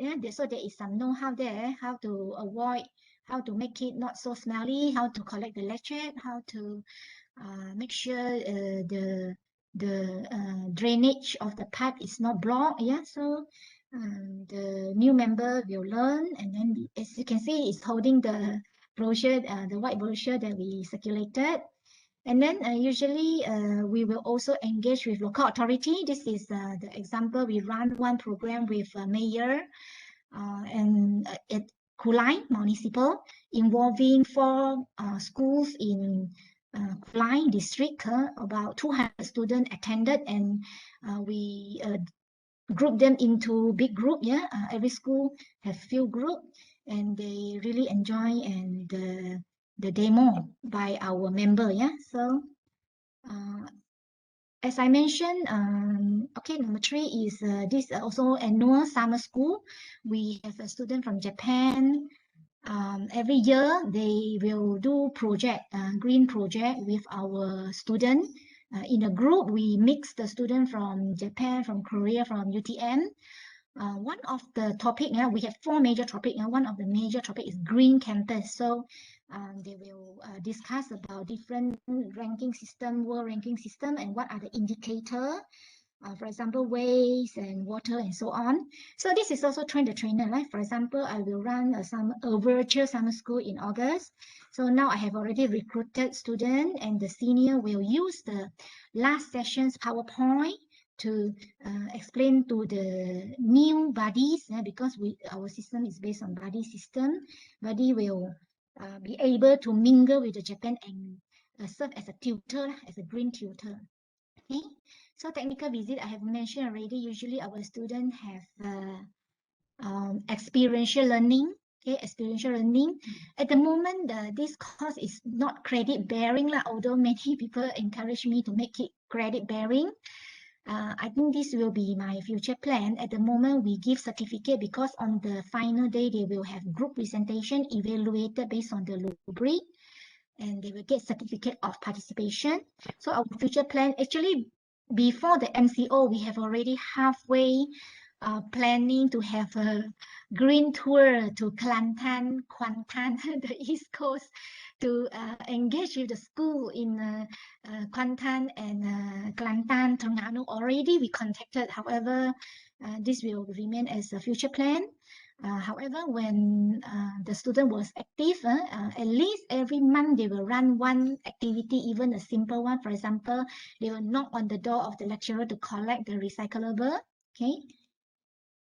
So I think it is important to let students understand this is a complex problem that need a lot of the effort from different level, from policy, from local authority, Internet of Things, and so on. And finally, this is my message lah. Okay, the very famous native proverb for takeaway, and you can see more video and photo in our Facebook. Okay, so this is my email. If you can have some question, yeah, thank you. Thank you, Prof. Lee. Thank you for the sharing and also the flow on how we can give awareness and also get the students to be the agent and running the project. And it's a good sharing. And also we have one question here that maybe in the chat column, maybe Prof. Lee can answer here or at the chat column at the end of the session.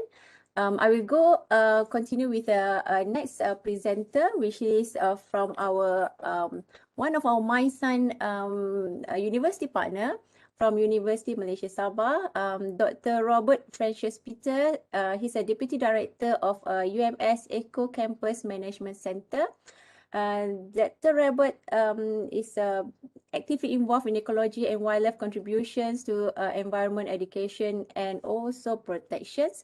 So for today, he will share with us UMS University Malaysia Sabah Sustainability Initiative. Are you ready, Dr. Robert? Yes, yes, I am. Profi, Thank can you you very please much. unshare your slide, Profi? Okay, thank you. Over to you, Dr. Robert. Thank you very much. Allow me a few moments to share my slide first, huh?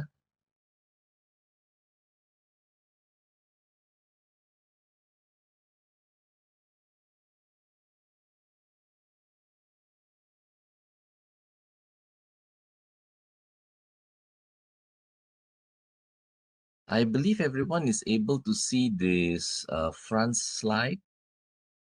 Okay, and I believe that my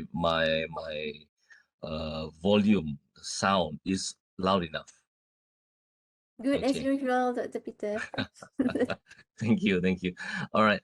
I would like to, from all of us in UMS, first and foremost, thank you for the opportunity given to share our experience with everyone.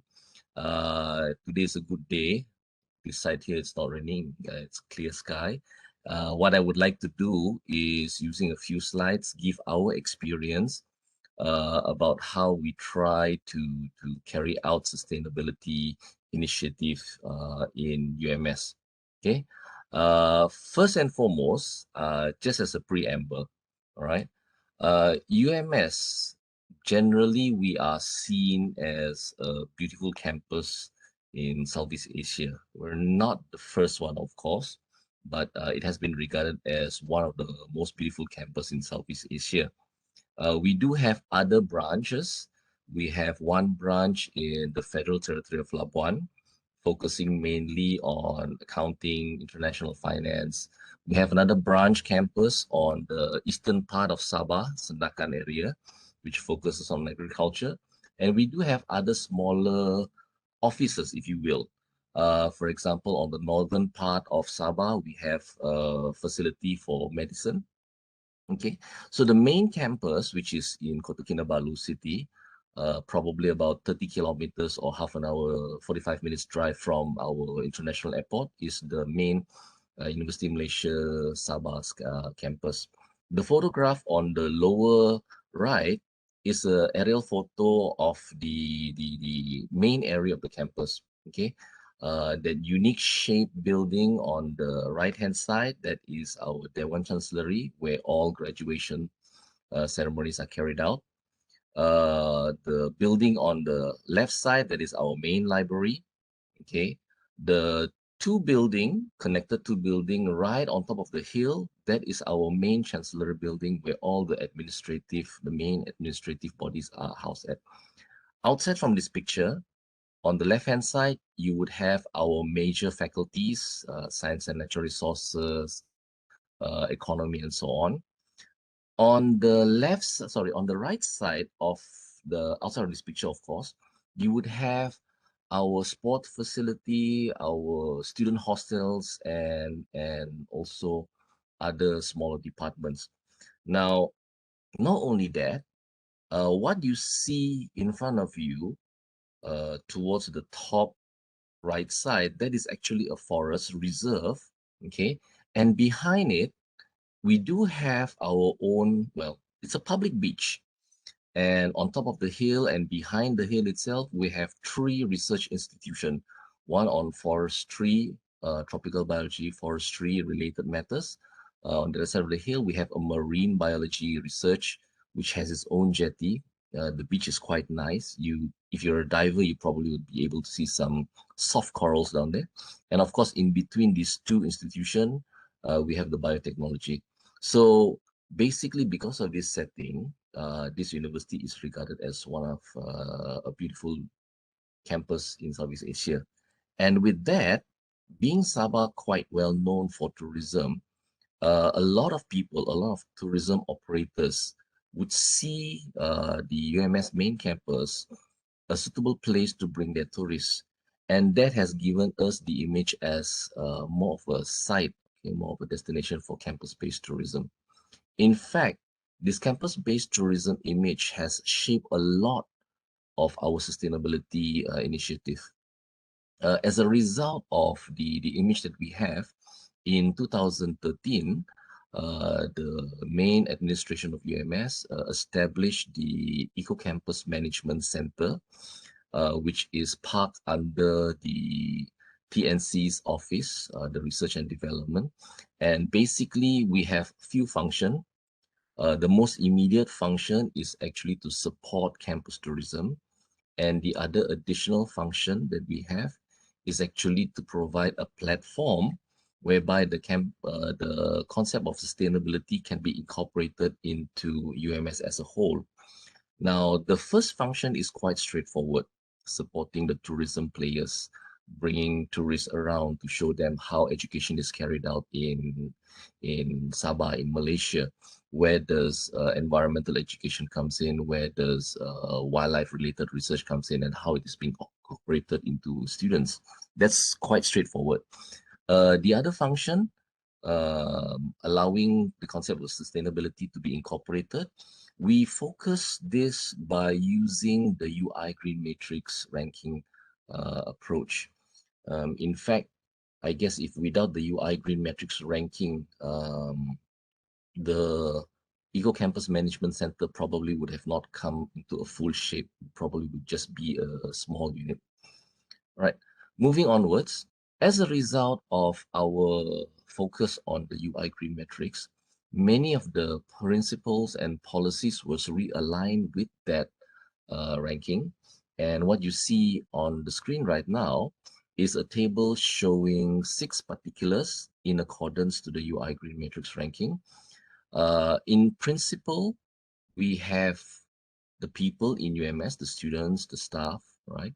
We have quite a good understanding about the principles such as environment, energy, education, waste, except maybe transportation. Well, Sabah, because of the landscape, it's very difficult to actually incorporate good transportation system. I'm sure there's a lot of stories about, Sabah being quite rugged, therefore you need all this four-wheel drive. So you're talking about diesel engine, black smoke and all that. Okay, so in principle, we do have a good understanding. In terms of policy, we have only 2 policies in relation to sustainability. Okay, the first policy was established in 2018, and it relates to energy sustainability. The second policy was just approved late last year, and it relates to waste management. Now, from here, I would like to share with you the UMS experience in maintaining and inculcating these principles and policies, 3 major principles and policies, which is the energy, the waste, and the water, to everybody inside campus. So first one, I would like to give an idea about the UMS principle on water resources sustainability. Generally, the bullet point at the bottom is probably the most important part, right? In Sabah, the indigenous community have an indigenous system known as the Tagal system. This indigenous practice has already been incorporated into the state government through some enactments. And because of this, the university had decided to also recognize this indigenous practice. And with that in mind, although we do not have, or rather we did not have a policy on water management, okay, the existence or the recognition of the indigenous practice has allowed us to manage the understanding, the appreciation of water resources sustainability quite well on campus. We had taken a lot of initiative, whether it is doing recyclable water usage, rainwater, for example. You're talking about creating a healthy river by using or by reducing this bacterial content, this what do they have it? Mud balls and everything, for example. Okay, so generally the reduction of waterways is already there because of the principle, and with EXA, okay, ecosystem conducive sector awam, which UMS applies, right? It has also been inculcated. The understanding of water resource sustainability has been inculcated into the main administrative offices throughout the campus itself. So many of our offices, we do have filtered water system. And the purpose of having this, for example, is so that people would do less purchase on, for example, soft drinks, or probably buy bottled waters and later on throw away the plastic. So by having filtered water system in the office, therefore you only be using your thermos, thereby reducing wastage, and for that matter, even any garbage lah. All right, so that's the principle on water resource sustainability. The next aspect is the UMS waste management.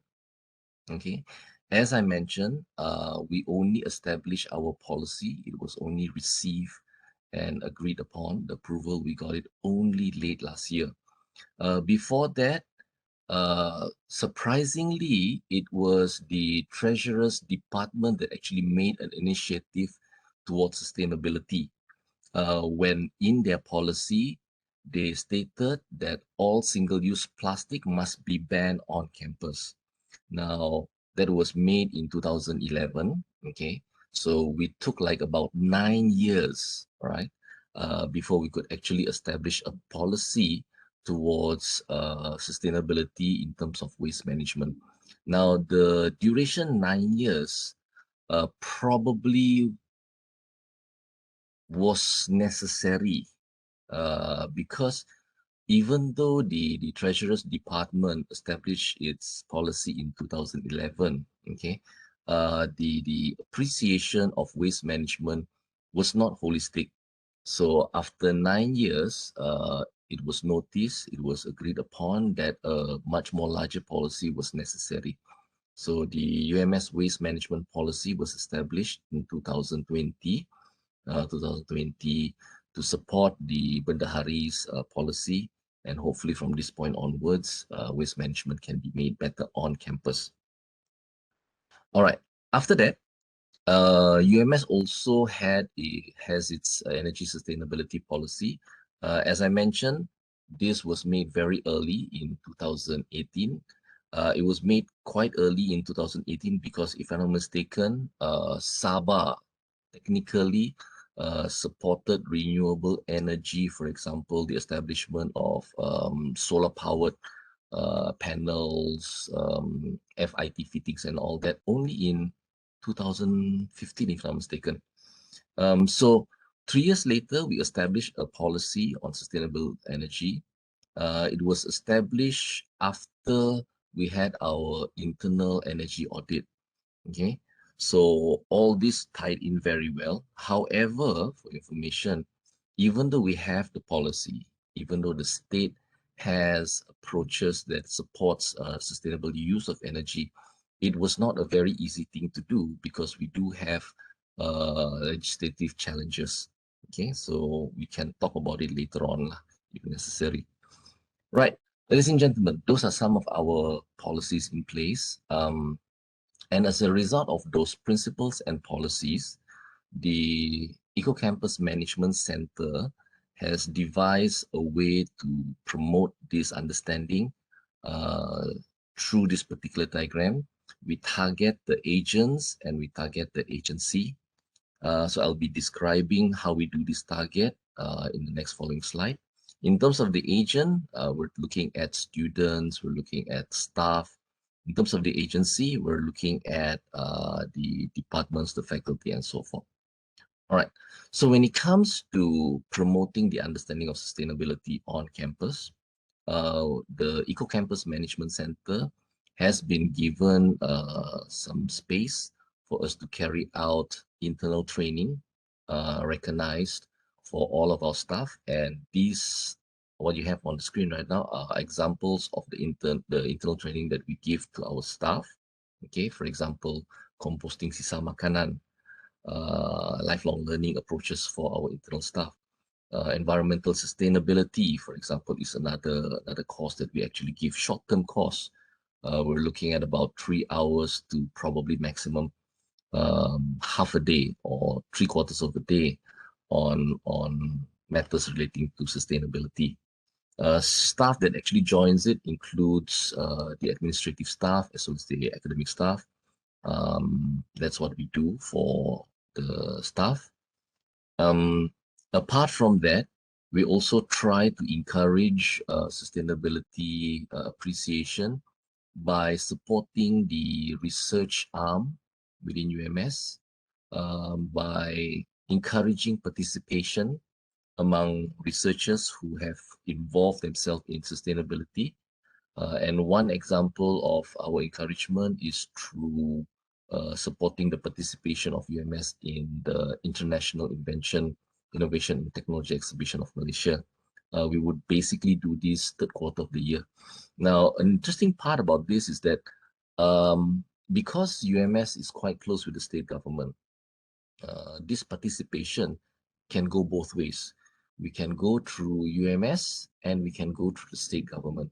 So it's like sometimes we send two teams. One team is from UMS because you do have young lecturers getting involved in sustainability. And the team that basically gets involved with this particular conference, for that matter, or this particular exhibition, in partnership with the state government, are the veteran or the senior researchers. Right, environmental education. This is focusing on the students. We do have short courses for them. Unfortunately, it is not courses that would have an impact on their academic studies. And also, we do have an association known as the Foundation of Environmental Education in UMS. Now, this Foundation of Environmental Education, does not come under the Hal Ehwal Pelajar. So technically, Hal Ehwal Pelajar, they are aware of the student body on campus, but they haven't. But they have given a lot of privileges to this association, not to be directly reporting to HEPA, provided they are very close with the Eco Campus Management Center. So this is how we try to encourage students to get involved with sustainability outside of the structure that we already have. Now, in terms of the agency, the department, the faculties, we try to promote the understanding of sustainability by having what we call an Eco Campus Creativity Award. The first award was established, if I'm not mistaken, in 2017, but it went by a different name because we were still toying with the idea on what is the best criteria for this award. So after years of practice, we actually concluded that the Eco Campus Creativity Award was the best, and we actually give prize money as well as certificate to deserving centers or deserving faculty. Our guideline, or rather the category in which we use to evaluate the centers, is based on the UI green metrics.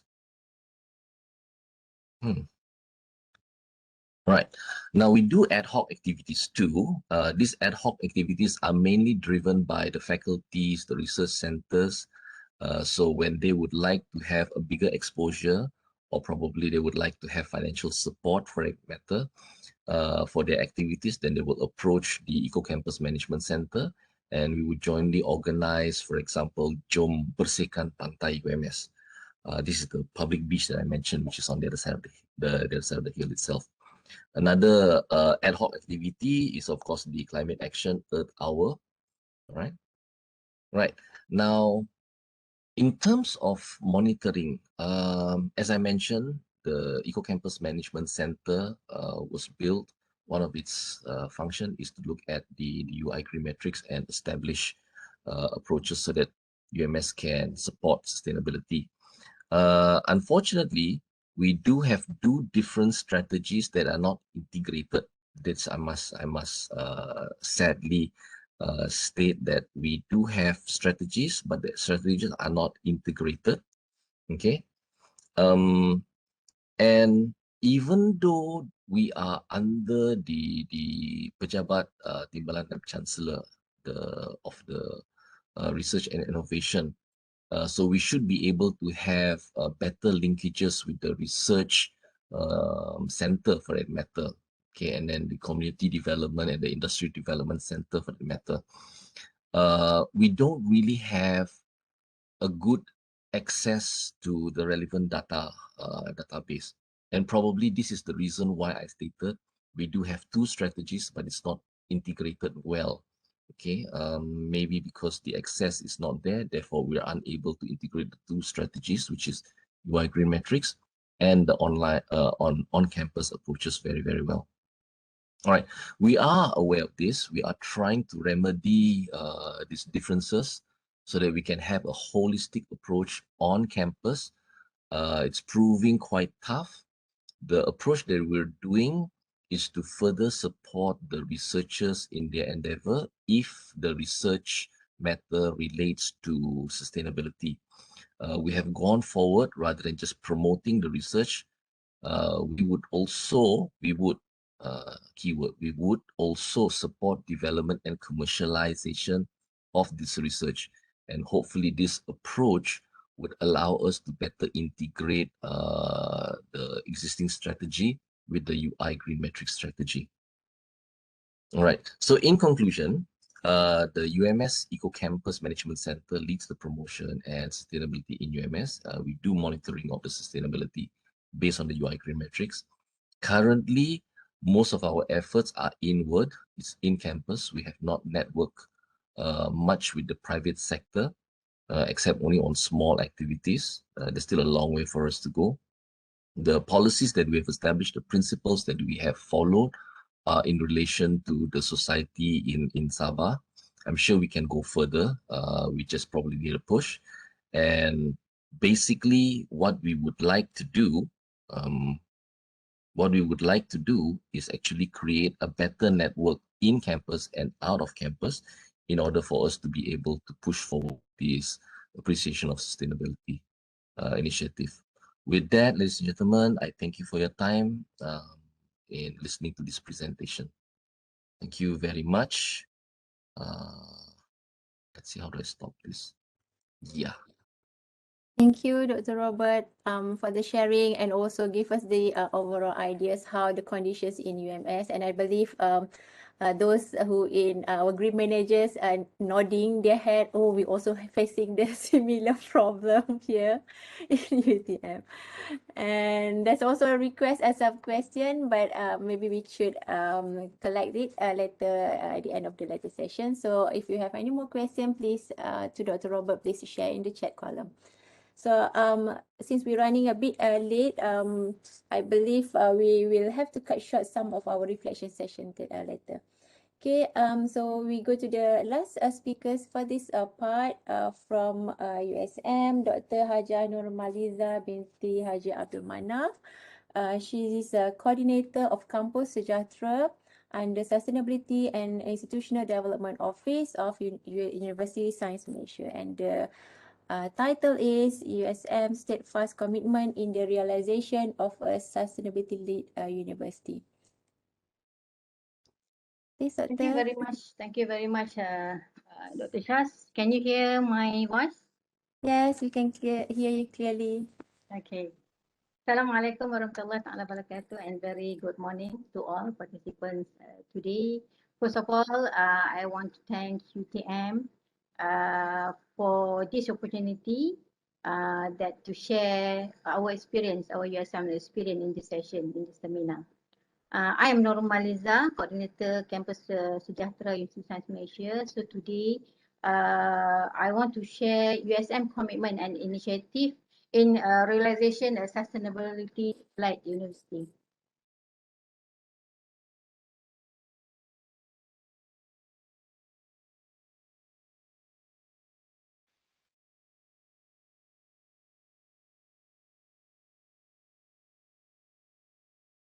Okay, this is actually my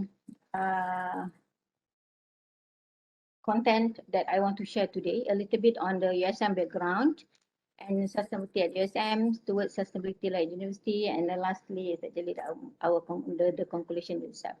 So for whoever that never know where USM is actually in Penang Island, established in 1969, which is before that known as a University Pulau Pinang. and we offer a range of the programs. And then USM actually has adopted as a school system because some of the university known as a faculty, but here we have a school. This is actually to ensure students are multiple discipline from their exposure to other areas. And then the hostel itself is actually named as the Desa Siswa. This is to create a village environment. This is actually how it begin from the 1969.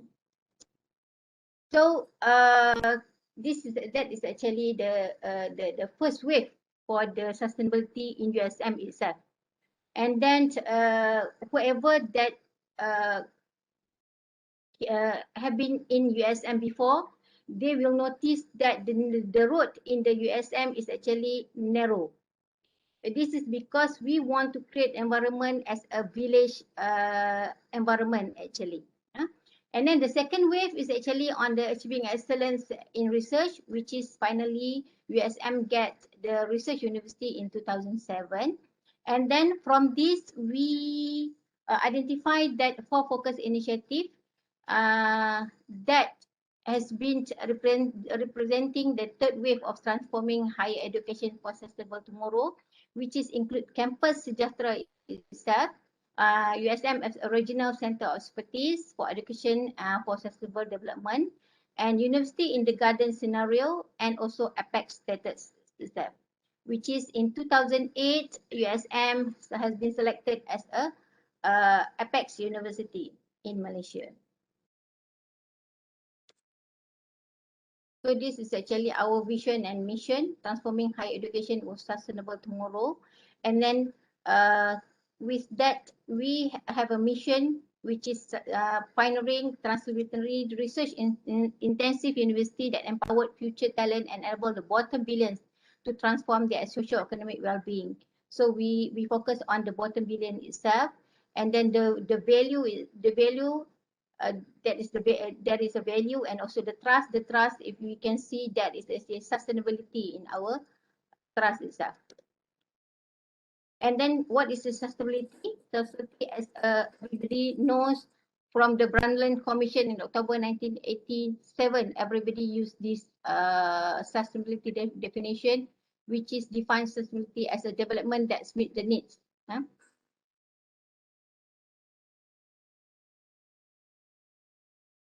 Of the present without compromising the ability of the future generation. But in the university, sustainability itself is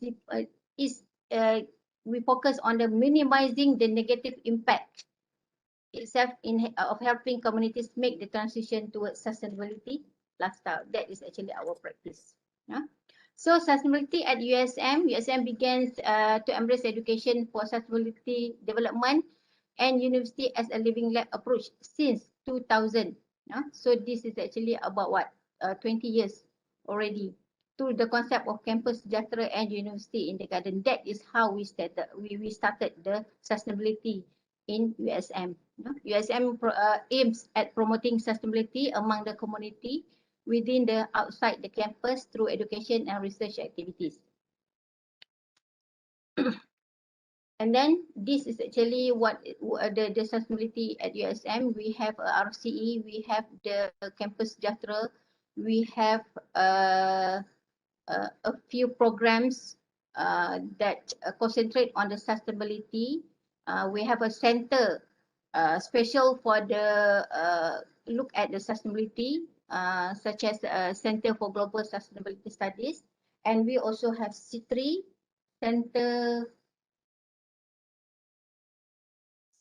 for Education and Training in Renewable Energy, Energy Efficiency and Green Technology.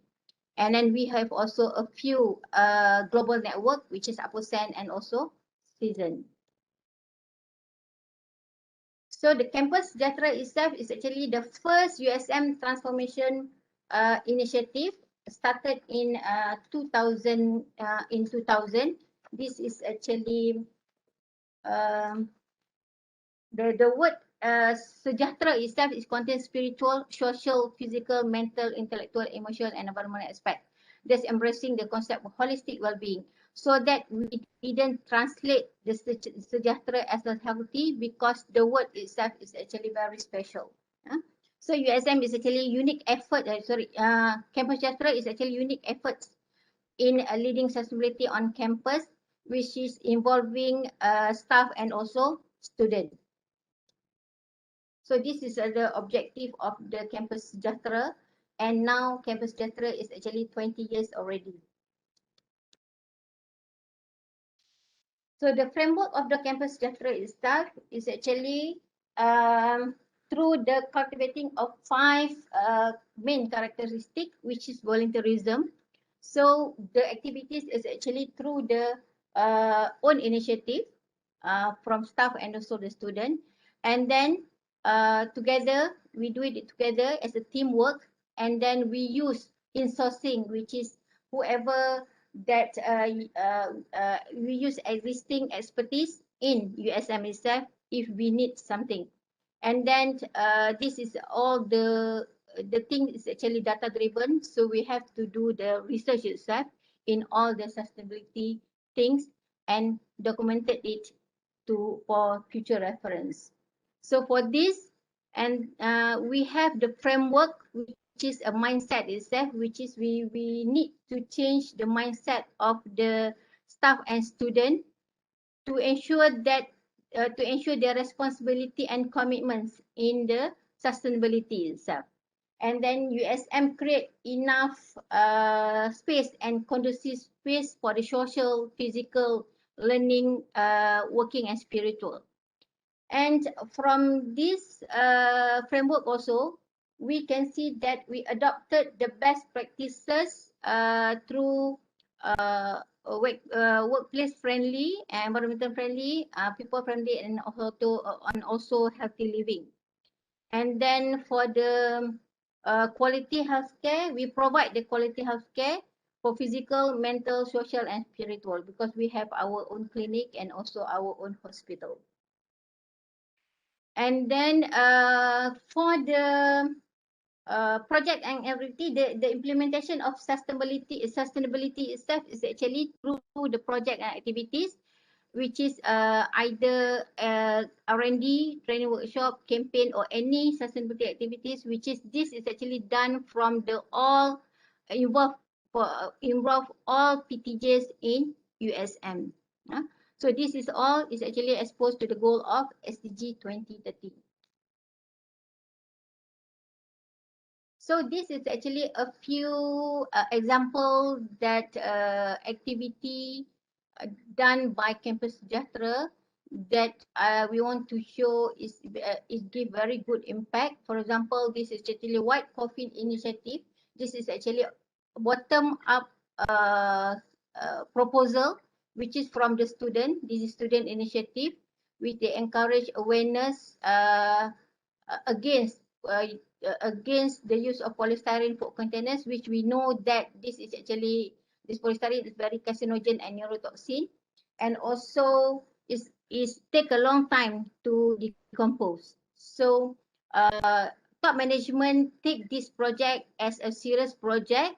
They support, they give full support, and finally this program successfully eliminate the use of polystyrene in campus in 2008 actually, and this emulate in 6 other local universities. And then as we see just now in USM, you see Sabah also banned this polystyrene already, and their policy is in 2011. And also this initiative actually received world acknowledgement from the Global University Network for Innovation Barcelona, Spain, and Penang State government also banned the use of polystyrene. This is actually they adopted whatever that initiative from USM, and then they implement it in state government, and they since 2009, and then come into effect in 2012. And nowadays we know that most states in Malaysia were banned the polystyrene itself. Okay, this is actually the other activities from the campus sejahtera, and nowadays most of the activities is actually online activities, and the recent activities is actually coming one is on 25th of May at 8 p.m.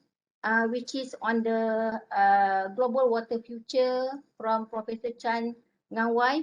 So whoever that interested to hear the talk can go to the Campus Sejahtera Facebook. So next is actually the Regional Center of Expertise, which is RCE. And then if I'm not mistaken, UTM also have a RCE. And our RCE is actually acknowledged in 2005 by UNUIS Tokyo, which is at that time only 7 RCEs. And then now, until February 2020, there is already 190 RCEs over the world. So this RCE aspire to achieve the goal of the UN Decade of DESD, which is translating its global objective into the context of the local communities. So the local RCE will deliver ESD to the local and regional communities with formal, informal, and non-formal education. So this is actually a few activities that doing by RCE Penang. This is actually Going Banana project involve transfer of university research and development product to the community, which is this is train the make handmade paper from trunk of banana trees, which otherwise waste and often hard to dispose. And then it will come up with a very good quality of print paper, and also can make a handicraft such as lampshade and lantern. I've looked at that the handicraft that I made is very nice actually. And then this project, it can be income generating, and for your information, Nigeria government also has adopted this Going Banana program to their countries. This is another activities that done by RCE Penang, which is the WOMI Compost project. This is a successful community-based project that use technology and science by USM researchers itself. This is actually another few program that done by RCE Penang, because under RCE Penang itself, there is actually RSEN, Club Sejahtera, and also Sejahtera Youth.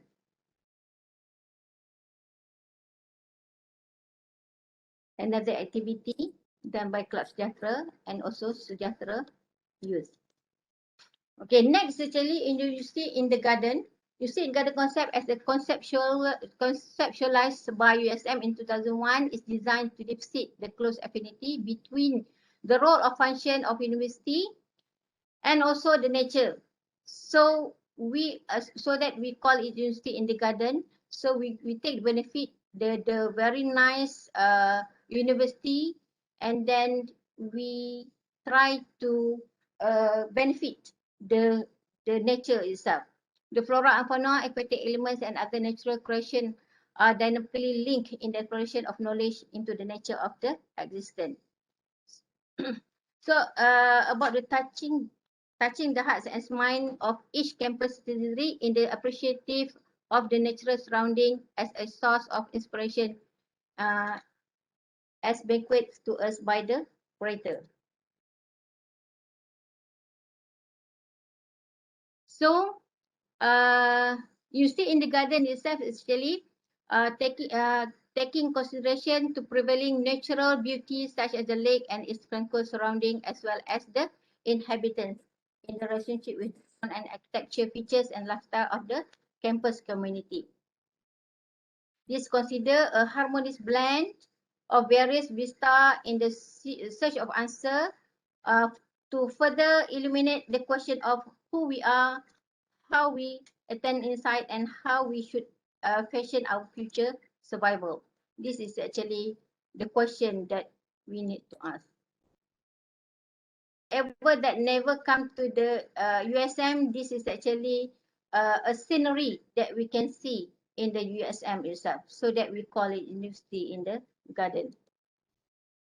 So next, For this is actually the USM Apex Award itself. So for the Apex Award, the vision is actually transforming higher education for sustainable tomorrow, which is we have two-tier approach, which is aspired the world renowned for sustainability, and also aims to be a sustainability-led university. So for the first tier itself, embrace ecology protection, the conservation of resource and human development, and the accepted framework for achieving sustainability in the campus. So this actually we achieved already. And then for the second tier, effort started in 2001, rigorously pursued and expand in order to ensure the campus produce human capital that is very important as the seeds of social transformation that is sustainable from amongst staff and students. So the important is actually education. Education is the key to change unsustainable lifestyle and mindset, so that in our framework you can see that the changing mindset is actually very important. So from the SM Apex Award itself, USM is actually proposed to have a center called Center for Global Sustainability Studies that act as a candidate to help USM in the mainstream of sustainability within the university. So this is actually design, CGSS was designed to work with all relevant sections to promote sustainable development, paying attention to this power bottom billion. So that is the vision and the mission of CGSS itself. We also have a C3 just now that I said. C3 is actually a Center for Education and Training in Renewable Energy, Energy Efficiency and also Green Technology. This center is actually established in 2000 and launched in 2002. This is actually also about 20 years already. And then this center is to educate students in school and higher education institution in renewable energy, energy efficiency, and also energy technology.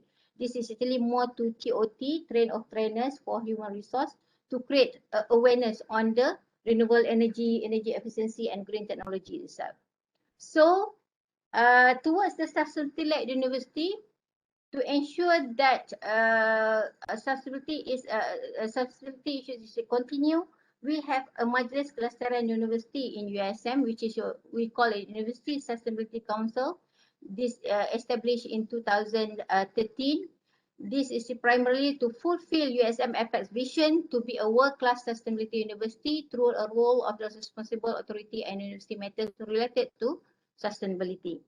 So MKU main function is actually to discuss direction, set targets, decide and ensure the implementation of matters related to sustainability, including academic aspect, student and staff, research and innovation, industry and community networking, finance, physical development and security. And from this MKU also, Majlis Kelestarian University, they decide to have a sustainability policy. So CGSS is actually responsible to create the sustainability policy, USM sustainability policy. So in 2014, USM sustainability policy was approved by Senate Council. This is actually a step to transform the entire system by highlight sustainability at all levels. So in this policy, we integrate sustainability in all activities, in all core activities, including teaching, learning, research, community engagement, and also institution arrangement. This policy proves that the seriousness of the university in practicing the issues of sustainability in daily life. And in this policy actually now be reviewed to ensure that it remains relevant and effective towards Sustainable Development Goal 2030. And then for your information, this policy is actually general So we have another guidelines towards the sustainability in each area. Another activities that we have towards sustainability at university is actually we have sustainability assessment methodology which they developed to measure the level of sustainability mainstream. We developed this one since MDG, which is based on WEHUB plus 3. But now, after September 2015, this sustainability assessment methodology has been reviewed, taking into account of 17 goals in SDG. And now, as sustainability assessment methodology, known as a World University Sustainability Assessment, WUSA. And then this is actually another sustainability cost that we have, which is this is more to elective sustainability cost or co-curriculum cost. This cost actually emphasize the implementation of sustainable development through the study of goal case study. So this is actually undergraduate. Okay, no problem. This is actually undergraduate course. So everybody that interested in sustainability can take this course. And this course is actually a very famous compared to others. We have more than 500 participants in every semester. So this is actually a few activities that they did during this course itself. And then we have a MSDP, Master in Sustainable Development Practice. This is actually a master program for the postgraduate itself. So this is actually the last is global sustainability network that we have in the USM itself. So that is actually a part of a sustainability commitment and initiative. In UCM, there are a lot of other best practices and that can be seen in a daily life in USM, even though nowadays it's actually a pandemic. So I think maybe after this COVID pandemic, UTM can come and visit us to see what is actually our best practices here in USM. So with all the commitments and continuous commitment and initiative that we did for more than 2 decades, finally we established the finally rank in number 1 in Malaysia in time higher THEJR 2021 and number 29 in the world. So as the conclusion for today, actually USM started their sustainability journey is about 2 decades ago. This is not recent. This is a long time ago, and we continue the sustainability journey until today. And then USM is always sensitive to ensure that university practice sustainable development in all activities, including research, teaching, community engagement, and institutional arrangement to ensure that 2030 will be achieved, although we know that there is still much needs to improve. And then sustainability is a continuous process, as we know that we cannot stop at any point. This is actually continuous process, and then sustainability requires the commitment from all. We cannot say that only one group do and then the other group no need to do. That is not the sustainability. This required commitment from all of the warga, either USM or UTM itself. And USM is committed and prepared to include the value of sustainability in our heart. So from that, thank you very much from me. Back to Dr. Shaz. Thank you, Dr. Thank you, Dr. Very compact and informative tour for sustainability efforts for decades that USM has been conducted, and I think we learned a lot with quite a short duration, meaning that we need to have you again, Doctor. Inshallah, inshallah. So actually supposed to be a session of reflection and question and answer. Unfortunately, since the all the presentation is very informative, so it's really difficult for me to cut it short. So I just let the information and presentation ongoing. So for those who have chat questions, please share in the chat column. So I would like to ask for the speakers to please respond for those questions at the chat column, so that we will summarize and email all the question and respondents alongside with the link for presentation. Okay. Since we will schedule, we supposed to be have a coffee break. Can we have like 5 minutes coffee break so you can just quickly get your breakfast for those who haven't got any breakfast yet? And we will stop for 5 minutes, and hopefully we can start back for part 2, managing and promoting sustainability program at 11:10, and this will be moderated by Prof. Adil. And you will see me at the part 3 session for a presentation session on monitoring as well as improvement sustainability in UTM. So for that, I would like to call for a short break, 5 minutes, and see you again at 11:10. Thank you.